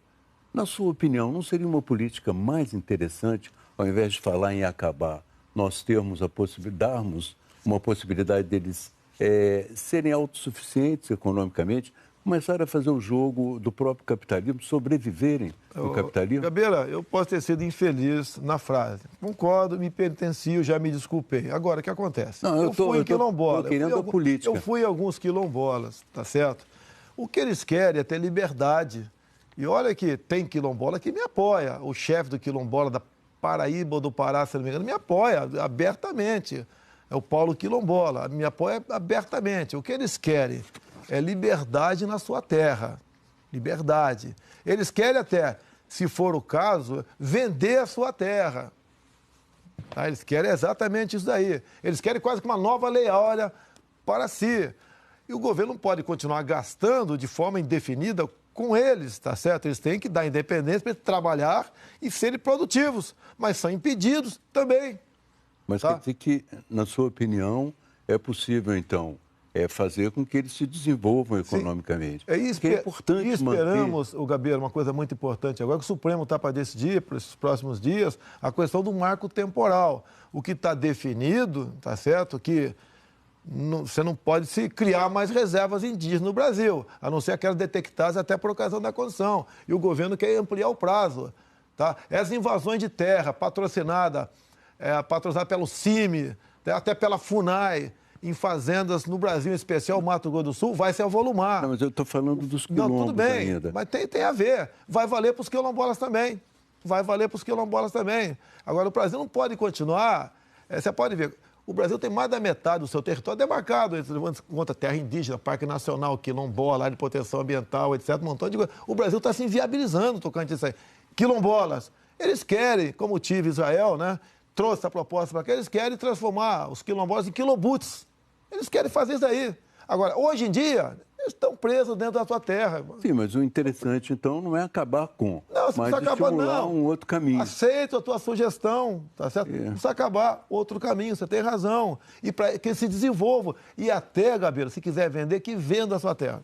Candidato, o Brasil é um país muito rico, o senhor mesmo falou, rico de biodiversidade, mas rico também de sociodiversidade. São mais de 250 povos indígenas e eles são uma parte da força do Brasil. O Brasil é forte assim exatamente porque tem essa biodiversidade, essa sociodiversidade, essa diversidade de negros, brancos, índios. O senhor falou recentemente que se dependesse do senhor, os índios não teriam nem mais um pedaço de terra, um centímetro de terra. Eu errei. É nem mais 1 milímetro, certo? 1 milímetro. Tá. Agora é o seguinte, quando a gente olha assim com imagens de satélite, certamente o senhor já viu, imagens de satélite, as terras indígenas são as mais bem preservadas. E a gente precisa dessa preservação para a proteção ambiental, para a proteção climática. Mas a sua política para os índios, qual é? Para respeitar essa sociodiversidade tão preciosa para o Brasil? Não. O que o índio quer? Que eu fui em Roraima, em Boa Vista, e conversei com vários índios lá. Tá? Eu também já visitei tribos indígenas. E principalmente tem até a favela de índio com a demarcação da Raposa Serra do Sol. Criou-se favela. Que o branco era casado com índia, a esposa podia ficar lá, ele não. É isso que aconteceu, é um crime que fizeram. O que acontece? Essas grandes reservas indígenas, Raposa Serra do Sol, a Yanomami, que tem o dobro do estado do Rio de Janeiro, tá? São terras cujo subsolo é riquíssimo. Tá? Foram demarcadas por pressões externas. Nós sabemos que pela autodeterminação dos povos indígenas, mais cedo ou mais tarde, essas grandes áreas podem se tornar independentes. E o índio quer se integrar à sociedade, ele quer um dentista, ele quer um médico, ele quer energia elétrica. Nós não podemos, né, fazer com que o índio continue vivendo dentro de uma reserva indígena como se fosse um animal em zoológico. É isso que acontece. O mundo está de olho no Brasil. Por acaso a senhora já ouviu falar no AAA? Tá? Tudo bem, muito obrigado por ter balançado a cabeça. É um risco para o Brasil. AAA, Andes, Amazônia, Atlântico, né? Um corredor ecológico enorme que varia de 50 a 150 quilômetros de largura. São 136 milhões de hectares que decidiu-se que essa área é vital para o mundo. Nós vamos perder toda a calha norte do Rio, Solimões e Amazonas. Nós vamos perder a Amazônia, a área mais rica do mundo. O que você vai fazer com os índios se o senhor for presidente? Mantém as reservas e vamos integrá-la à sociedade. Como o Exército faz um trabalho maravilhoso tocante a isso, incorporando índios, tá certo? Às Forças Armadas. Eu já apresentei uma proposta para alguns generais. Vamos fazer com que alguns índios partam para a linha da estabilidade. Esse é o homem para defender a nossa Amazônia. Vão preservar o meio ambiente? Sim. Mas não dessa forma que está aí, porque vamos acabar perdendo essas áreas, porque novos países, mais cedo ou mais tarde, surgirão dentro do Brasil. Deputado, para conhecer mais seu pensamento, quero voltar para a questão dos costumes, nós estamos falando aqui, né? O senhor cunhou a expressão abraço hétero, beijo hétero. Não tem saudades do simples abraço, do beijo, né? Tantos milhões de pessoas no Brasil que fazem a sua escolha sexual. Não é uma provocação, não é um deboche que o senhor faz? Não. Eu tenho 63, você está mais ou menos por aí, né? Estou com 60. Um pouquinho mais. Um pouquinho mais, né? Teu prazo de validade está mais vencido do que o meu. Minha briga não é, com todo respeito, se você, o camarote, resolver viver junto aí fora. Eu sou contra. É que nas escolas... É meio feio, né? Está meio feio mesmo, né? Eu sou contra que nas escolas, tá, entre a questão chamada ideologia de gênero. Eu descobri isso em 2010, andando no corredor das comissões. Lá numa comissão estavam lançando aquilo que depois passou a ser conhecido como kit gay. Ou seja, um material, livros, filmes, cartazes... Isso é outra coisa. Não, não é outra coisa, não. Não. Eu nunca fui homofóbico. Ah, não é? Não, ué. O que eu estou fazendo aqui?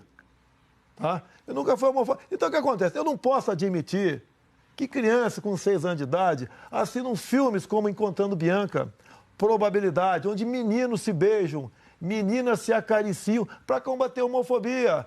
Tá na cara, se criancinha de 6 anos de idade assistir isso, no intervalo o Joãozinho vai querer namorar o Pedrinho. Mas o senhor respeita. E um pai não quer chegar em casa, encontrar o filho brincando de boneca por influência da escola. Evidente, mas o senhor respeita os homossexuais? Nunca tive problema com homossexual nenhum. Não. Mas o senhor respeita? Eu tenho certeza até. Mas desculpa aqui, alguém sabe se eu sou gay aqui?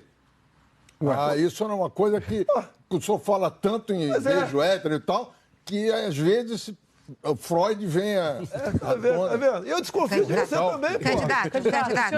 A sua maneira de gesticular, mas não tem nada a ver com a tua vida. E o que interessa não é se nós saímos daqui e vamos ali dormir com outra pessoa, não interessa o sexo. Cada um leva a tua vida como bem entender. Agora, não posso admitir, eu quero até repetir aqui, um pai não quer chegar em casa, encontrar o filho brincando com boneca por influência da escola. Será que eu estou errado nisso daí? Meu Deus do céu! Será que eu estou errado nisso? O patrimônio de um pai e de uma mãe são seus filhos. E não querem eles se envolvendo precocemente na sexualidade. É só isso. Agora, como esse pessoal ativista não tinha argumentos para me demover disso, me rotularam de homofóbico. E hoje em dia está quase desfeito esse rótulo.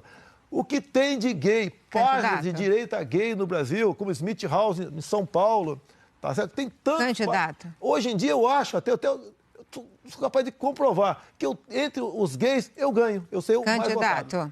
Candidato, o senhor recebeu auxílio moradia da Câmara dos Deputados, mesmo tendo imóvel próprio em Brasília. Numa entrevista ao jornal Folha de São Paulo, essa entrevista questionou o senhor sobre esse assunto e nós vamos ver a sua resposta. Como eu estava solteiro naquela época, esse dinheiro do auxílio moradia eu usava para comer gente. Está satisfeito agora ou não?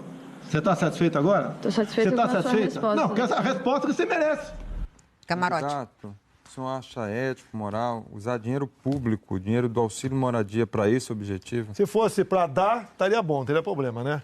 Você não viu o que aconteceu ali? Ela me chamando de corrupto por estar usando o auxílio moradia, por ter apartamento. Ato da mesa. Tá, ok? Quem mora em imóvel funcional não ganha auxílio moradia. Tá? Quem aluga uma casa ou está no hotel, apresenta a nota e é reembolsado. E o terceira situação, ato da mesa. Você recebe descontado 27,5% de imposto de renda. É isso. Ela, um casal de 2 jornalistas, basicamente me acusando de corrupto, eu dei aquela resposta. Alguém acha que eu estava comendo gente com aquele dinheiro? Eu nunca fui disso. Eu poderia ter falado, estava tomando cachaça. Candidato, foi o senhor que disse, candidato. Mas eu falei isso, eu não estou negando que eu falei. Está no vídeo. Mas eu estou falando que eu falei.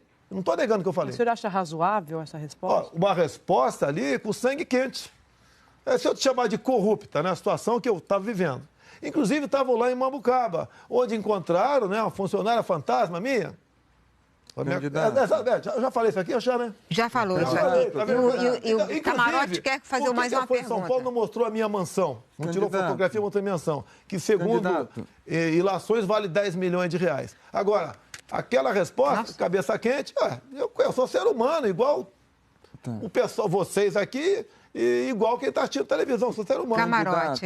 Candidato, do ponto de vista agora, vamos analisar, o senhor se chama que é novo, que tem práticas novas. Eu não estou falando de ilegalidade. Agora, o senhor receber, num período de cálculo aí, cerca de 900 mil reais. 900 mil reais, se você calcular esse auxílio moradia, somar, né? O senhor já tendo um imóvel lá em Brasília. O auxílio moradia é para morar. Se o senhor já morava, não precisava do auxílio moradia. O senhor soma 900 mil reais. Dá para quê? Dá para 2 postos de saúde e uma ambulância. O senhor acha correto isso? Dinheiro público? Vamos lá. Meu apartamento eu mudei agora porque eu preciso fazer reuniões. Meu apartamento tinha 70 metros. Tinha despesa de PTU e outros mais. Agora você pode ver. Eu estou te falando que está na lei, você está achando que é imoral. Eu te pergunto a você, jornalista, né? Você recebe com pessoa física ou com pessoa jurídica aqui da Globo News? Bom, vocês, em grande parte, usam desse artifício para receber com pessoa jurídica, né? Para fugir do imposto de renda. Por favor, responda a pergunta. Mas é imoral, você é tão imoral quanto eu. Responda a pergunta, você é tão candidato. imoral quanto eu. Quem é o candidato? É o senhor, candidato? Não, mas peraí. Lógico que você o senhor está acusando candidato. uma coisa que não, você... eu não estou acusando, eu estou perguntando. O meu está na lei. Eu estou perguntando. O teu também eu queria é que o senhor respondesse. Olha, é tão imoral quanto o teu. Quanto a grande maioria dos jornalistas no Brasil recebe com pessoa jurídica em vez de receber com pessoa jurídica. O senhor responde com acusação. Está na lei. Deputado. Está na lei. Eu estou perguntando se você acha correto. Por favor. Você está dizendo que é imoral? Não estou perguntando. Está legal. Deputado. Eu tenho despesa no apartamento. Eu pago o IPTU do meu apartamento, é um montão de despesa. Você acha correto? Mas está suprindo os outros que, porventura... Você acha correto aqui? Está na lei. Eu vou fazer um intervalo. Despesa. Deputado. Agora, ainda bem, né, que o meu grande erro em Brasília é esse. E não viver Roberto, vendendo por voto favor, dentro do eu vou parlamento. fazer um intervalo agora. Eu tenho que fazer um intervalo, porque a gente tem os intervalos aqui. Voltamos daqui a pouco com o terceiro bloco da entrevista com Jair Bolsonaro, candidato do PSL.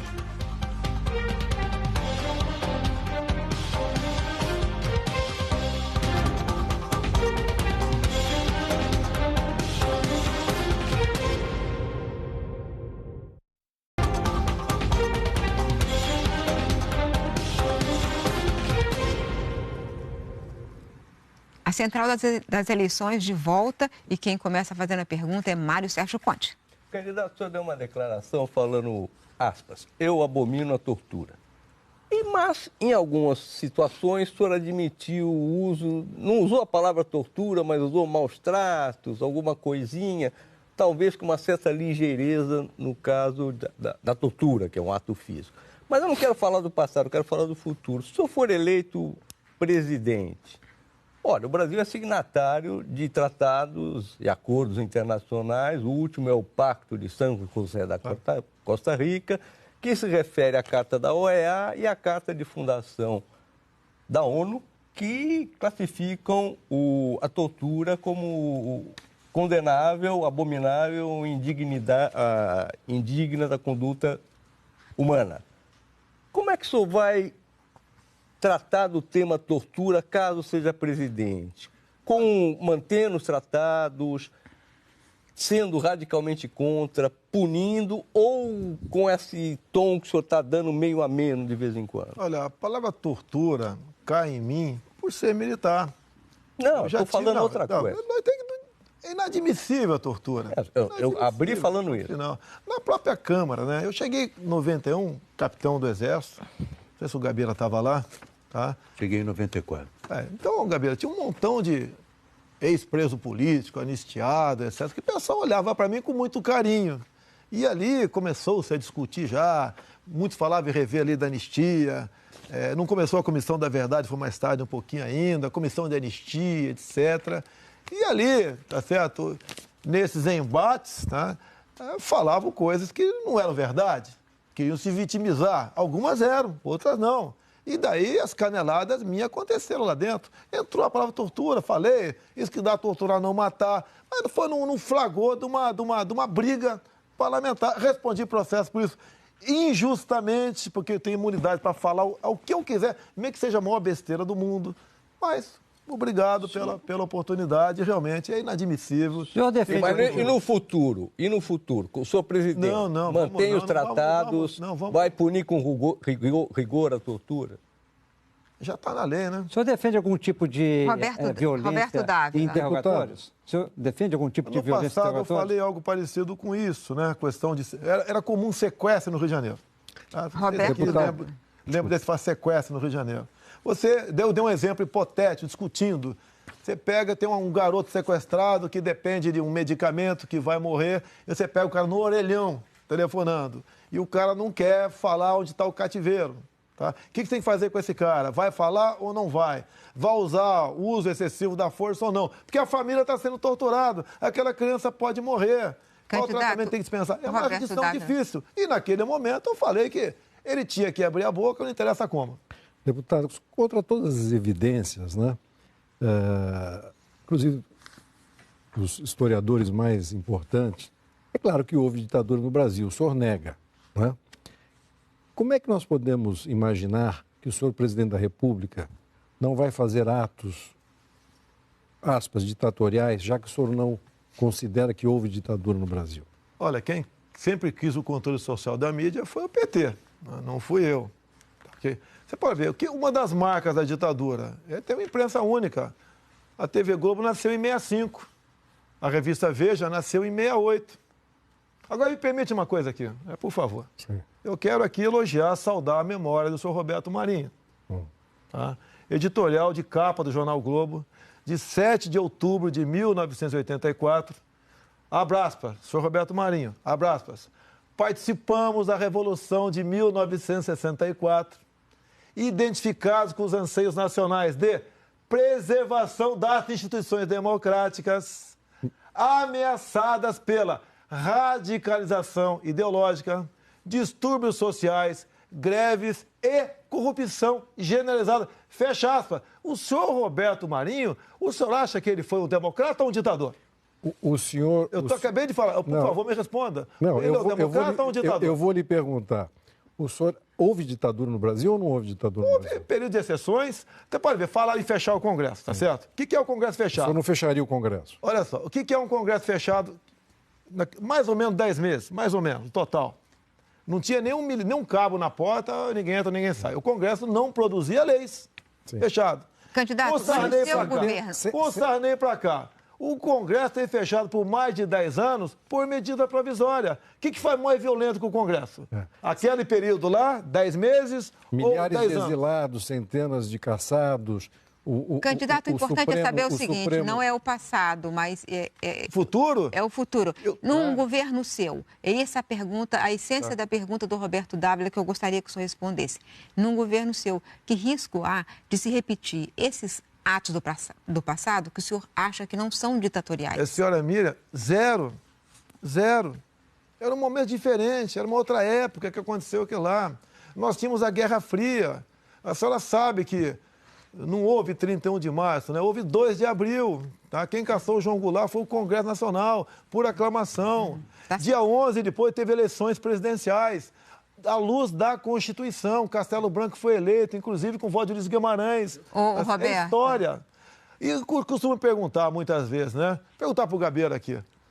Posso perguntar, Gabeira? Você responder não. Então, faz de conta que você é meu sparring aqui, tá certo? Tancredo Neves foi eleito de forma democrática ou não? Responda, Gabeira, por favor. Tancredo Neves foi eleito de forma democrática? Nós não somos candidatos, a gente quer saber o seu pensamento. De forma indireta, como 5 militares foram eleitos também. De vocês era o Maluf. A de vocês, que eu tinha 10 anos de idade, 15 anos, não sei, candidato tá certo? Da oposição. Eu não votei no Maluf, não. Não, o candidato da oposição que triunfou até agora era o Maluf. Era o candidato do governo militar. Candidato, eu queria fazer uma Ele não foi eleito, pergunta. Né? Assim, que ditadura era essa? Não teve força para ele. Você fala em ditadura, em eleição em ditadura, não há um contrassenso toda vez que você me perguntar, você vai receber uma resposta difícil para você. Tá certo. E não me perguntar. Candidato, essa é a sua opinião? Ok, isso já manifestou? A gente queria perguntar outra coisa. Eu queria perguntar o seguinte. O senhor recentemente disse que pensa em aumentar o número de ministros do Supremo Tribunal Federal para 21. E isso aí foi pensado por governos autoritários. Por exemplo, Hugo Chávez. O senhor não se sente constrangido de repetir uma ideia que foi implantada por Hugo Chávez? Vamos lá. Se fizermos uma pesquisa aí sobre credibilidade do Congresso e do Supremo, esses números são muito próximos. Tá? Lamentavelmente, o nosso Supremo está deixando a desejar. E quando eu falei isso, né, inclusive tem uma nota agora do Noblar, vamos partir do princípio que é verdadeira, a jornalista também erra, certo? Partir que é verdadeira, diz na nota lá que uma fonte, um ministro, né, antigo do Supremo Tribunal Federal, disse que caso o Bolsonaro ganhe eleições, ele renunciaria ou pedir aposentadoria antes para que essa vaga dele fosse preenchida pelo atual governo e não pelo meu governo no ano que vem. Isso daí não é uma coisa constrangedora também? Não é uma forma de manipular a normalidade do preenchimento de vagas junto ao Supremo Tribunal Federal? Mas, senhora Miriam, fique tranquila, tá? Que praticamente nós desistimos da ideia já. Okay? Desistiram dessa ideia de... Até porque não é uma imposição minha. Dependeria de uma proposta de emenda à Constituição. Claro. E depois, os nomes serão acolhidos pelo Senado Federal. Não é uma batalha fácil. Agora o que eu quero... Viva a democracia, né? Por favor, eu quero que o Supremo Tribunal Federal não legisle como está para legislar a questão do aborto agora. Se vai ser legalizado ou não, quem tem que decidir são os deputados e senadores. Não decide, não o Supremo Tribunal Federal. Eu queria passar a palavra para o Gabeira. Mas se não decide, é uma obstrução, é uma não votação, é um recado que você está dando. Agora, eu sou contra o plebiscito no tocante a isso. A gente não é obrigado a legislar, a gente não é obrigado a votar.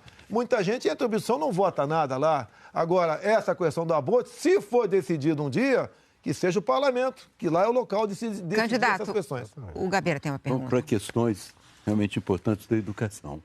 Uma das suas propostas é de fazer com que a disciplina e a visão do colégio militar seja comum a todos os colégios do Brasil. Nós sabemos que os colégios militares são bons, né? Têm uma boa qualidade.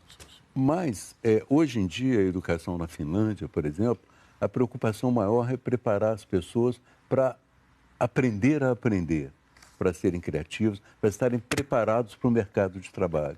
E quando a disciplina é muito rígida, ela é muito boa para preparar o militar, mas não é boa para preparar o estudante completamente para esse momento novo no mercado. A tecnologia que exige dele muito mais flexibilidade do que no passado. Então, eu me pergunto, seria possível trazer a disciplina militar e a excelência dos colégios militares para os colégios do Brasil? Gabeira, não sei se entendi o teu questionamento, que você falou que eu tenho dificuldade, tá certo? Então, vou seguir a tua crítica, a tua observação aí. Você pode ver, ITA e IME são boas faculdades, universidades ou não? Não há dúvida. Olha só, em vez de o PP, o meu filho aqui, o Flávio Bolsonaro, negociando com o prefeito de Caxias, com o comando da PM, nós teremos a partir do ano que vem a primeira escola militarizada pela Polícia Militar aqui no Rio de Janeiro. E isso daí não é invenção nossa, isso está bastante difundido, em especial no Amazonas e Goiás. Estive em Anápolis, estive em Manaus também. Em Manaus, uma coisa surpreendente, Gabeira, eu sei a tua sensibilidade, eu conheço um pouco você. Você é uma pessoa extremamente educada, fina. Eu sou apaixonado por você, pode ter certeza disso, Gabeira. Pode ter certeza disso. E lá fui numa escola, num bairro, Gabeira, que era um bairro mais pobre e mais violento de Manaus. E foi botada uma escola lá. E nessa garotada incutiu-se o quê? Hierarquia e disciplina. Então, tudo que faz num quartel, a molecada faz lá, se apresenta, entra em forma, chama a professora não de tia, mas de senhora, não tem celular em sala de aula, não tem briga, mas não tem mais nada. E o percentual de aprovados em concursos é muito além do normal que acontece em todo. Então, nós estamos tirando o pobre da situação de miséria, tá certo? Com instrução e não com programas assistenciais. E eu acho, opinião minha, né, se alguém tiver errado, por favor, que acontece o seguinte, em cada uma comunidade pobre que nós temos aqui, temos Alemão, temos aqui Mangueira, temos tantas, tem a própria Rocinha, tá certo? Se ali embaixo pintar um colégio dessa forma, militarizado, eu acho que vai ajudar em muito, e muito mais que a própria UPP, que, no meu entender, exauriu-se e não deu certo mais aqui. Intervalo, agora vai ter um intervalo. A preparação do colégio militar para o militar é muito boa, mas a preparação de um colégio militar para um mercado caótico e que demanda flexibilidade já não é tão adequada. Gabeira, o objetivo da educação é formar um bom profissional lá na frente. O que nós estamos formando hoje em dia? Militantes de esquerda. Qual é a preocupação no ensino básico? É a ideologia de gênero. Meu Deus do céu, está tudo errado. Candidato, e custo também, você tem que gastar menos aqui embaixo do que lá em cima. Eu preciso fazer um intervalo. A Central das Eleições faz mais um rápido intervalo. Voltamos já com o último bloco dessa entrevista com o Jair Bolsonaro.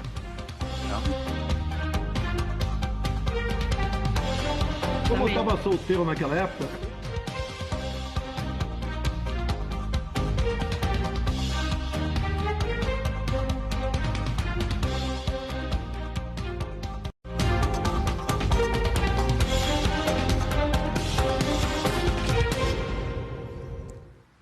A central das eleições está de volta e hoje entrevista Jair Bolsonaro, candidato do PSL. Nesse último bloco, a gente vai fazer um ping-pong de perguntas e respostas curtas. Candidato, Acordo de Paris, ficar ou sair? No momento, eu sairia. Merval? O que preocupa mais o senhor, o crime organizado ou as milícias? Tem muita diferença, mas obviamente o crime organizado. Gabeira. O senhor acredita na relação do Trump com a Rússia? Acha que a Rússia influenciou a eleição do Trump? Eu não acredito nessa hipótese. É uma pressão apenas em cima do Trump, logicamente, por parte dos perdedores. Não acredito nisso. Cotas raciais, sim ou não? Não. O meu sogro é o Paulo Negão e minha filha não é justo que ela seja cotista. Cris. No seu governo, o senhor manteria um programa social de inclusão social como o Bolsa Família? Ampliaria?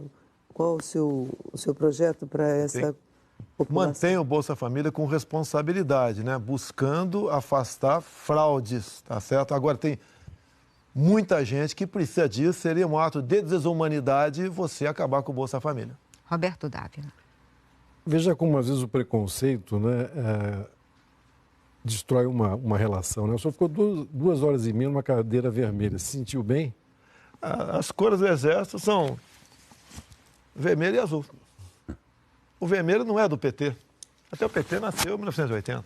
Estou me sentindo muito bem aqui. Conte. O senhor se considera fascista? Não, muito pelo contrário. Eu acho que nem aqueles que me chamam de fascista, nas ruas de vez em quando, nem sabem o que é isso. Qual a sua referência como líder internacional hoje, na atualidade, e por quê? Eu gosto do Trump. Tá? E isso pode perder voto? Paciência, não vou perder a minha originalidade e a minha sinceridade. Por quê? Ele está fazendo a América grande, criou empregos à vontade lá. Inclusive, informação de agora há pouco, um assentador lá de azulejo está ganhando $120 por hora. Gostaria de fazer isso que o Trump está fazendo lá, acabar com o desemprego, dar emprego para todo mundo. E o senhor seguiria a mesma posição de Donald Trump e transferiria a embaixada brasileira da sede de Tel Aviv para Jerusalém? Sim. Candidato. Mesmo com nossos amigos árabes. Candidato. Olha, aqui é um país onde todos se dão muito bem. Todos aqui, tá certo?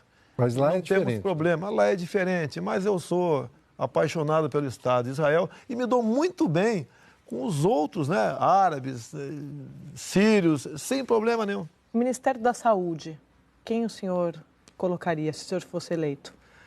No meu entender, tem de preferência um médico e gestor. O senhor tem alguém já? O nome já existe, mas ele pede sigilo por enquanto. Candidato, o senhor diz que a segurança pública será melhor se todos puderem portar uma arma.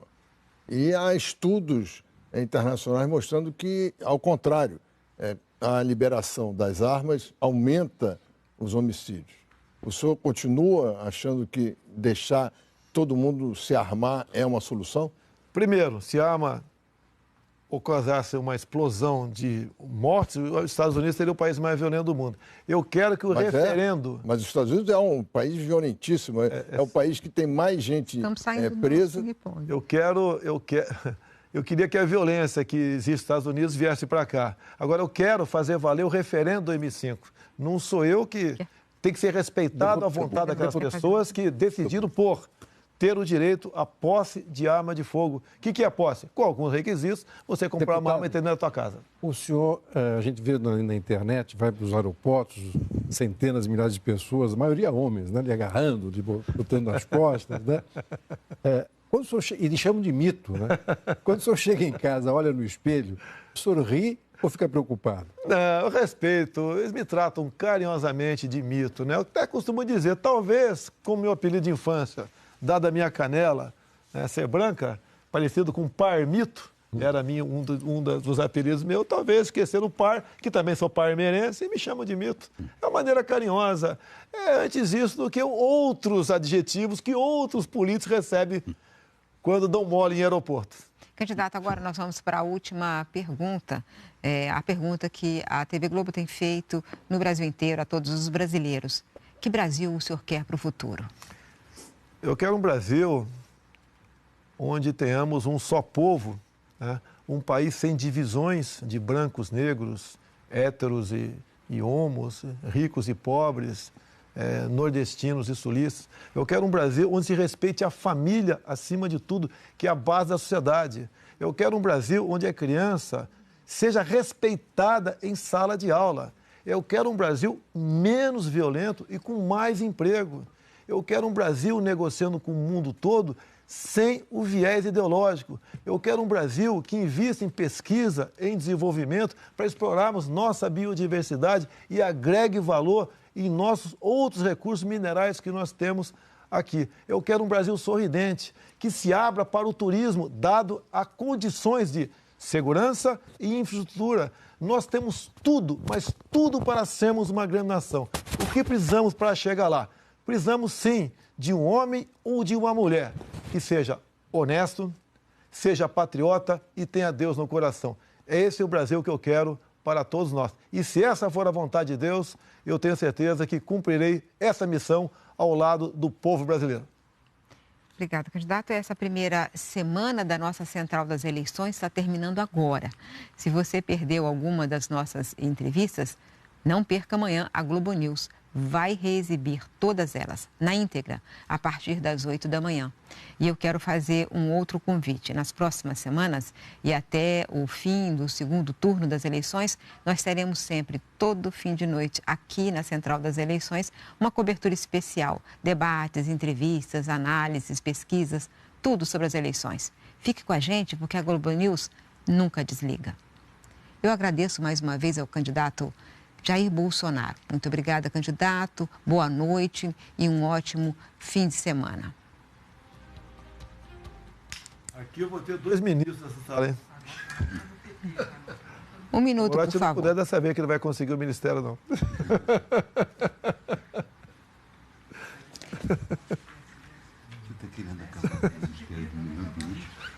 Fala, Gabriela. Eu queria que esperasse um pouquinho, porque tá...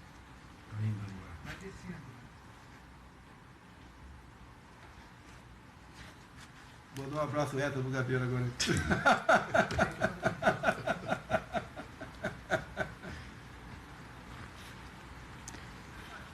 Em relação às declarações do candidato Jair Bolsonaro sobre o Globo em 1964, o Grupo Globo emitiu a seguinte nota, abre aspas. O candidato Jair Bolsonaro disse há pouco que o Roberto Marinho, em editorial de 1984, afirmou que participava do que chamava de Revolução de 64, identificado com os anseios nacionais de preservação das instituições democráticas. É fato. Como todos os grandes jornais à época, com exceção da Última Hora, o Globo apoiou editorialmente o golpe com o objetivo reiterado de Roberto Marinho 20 anos depois. O candidato Bolsonaro esqueceu-se, porém, de dizer que em 30 de agosto de 2013, o Globo publicou um editorial em que reconheceu que o apoio ao golpe de 64 foi um erro. Nele, o jornal disse não ter dúvidas de que o apoio pareceu aos que dirigiam o jornal na época e viveram aquele momento a atitude certa, visando ao bem do país. E finaliza com essas palavras o editorial. Abre aspas. À luz da história, contudo, não há por que não reconhecer hoje explicitamente que o apoio foi um erro, assim como equivocadas foram as outras decisões editoriais. No período que decorreram desse desacerto original. A democracia é um valor absoluto e corre em risco, e ela só pode ser salva por si mesma. Fecha aspas. Uma boa noite e um bom fim de semana.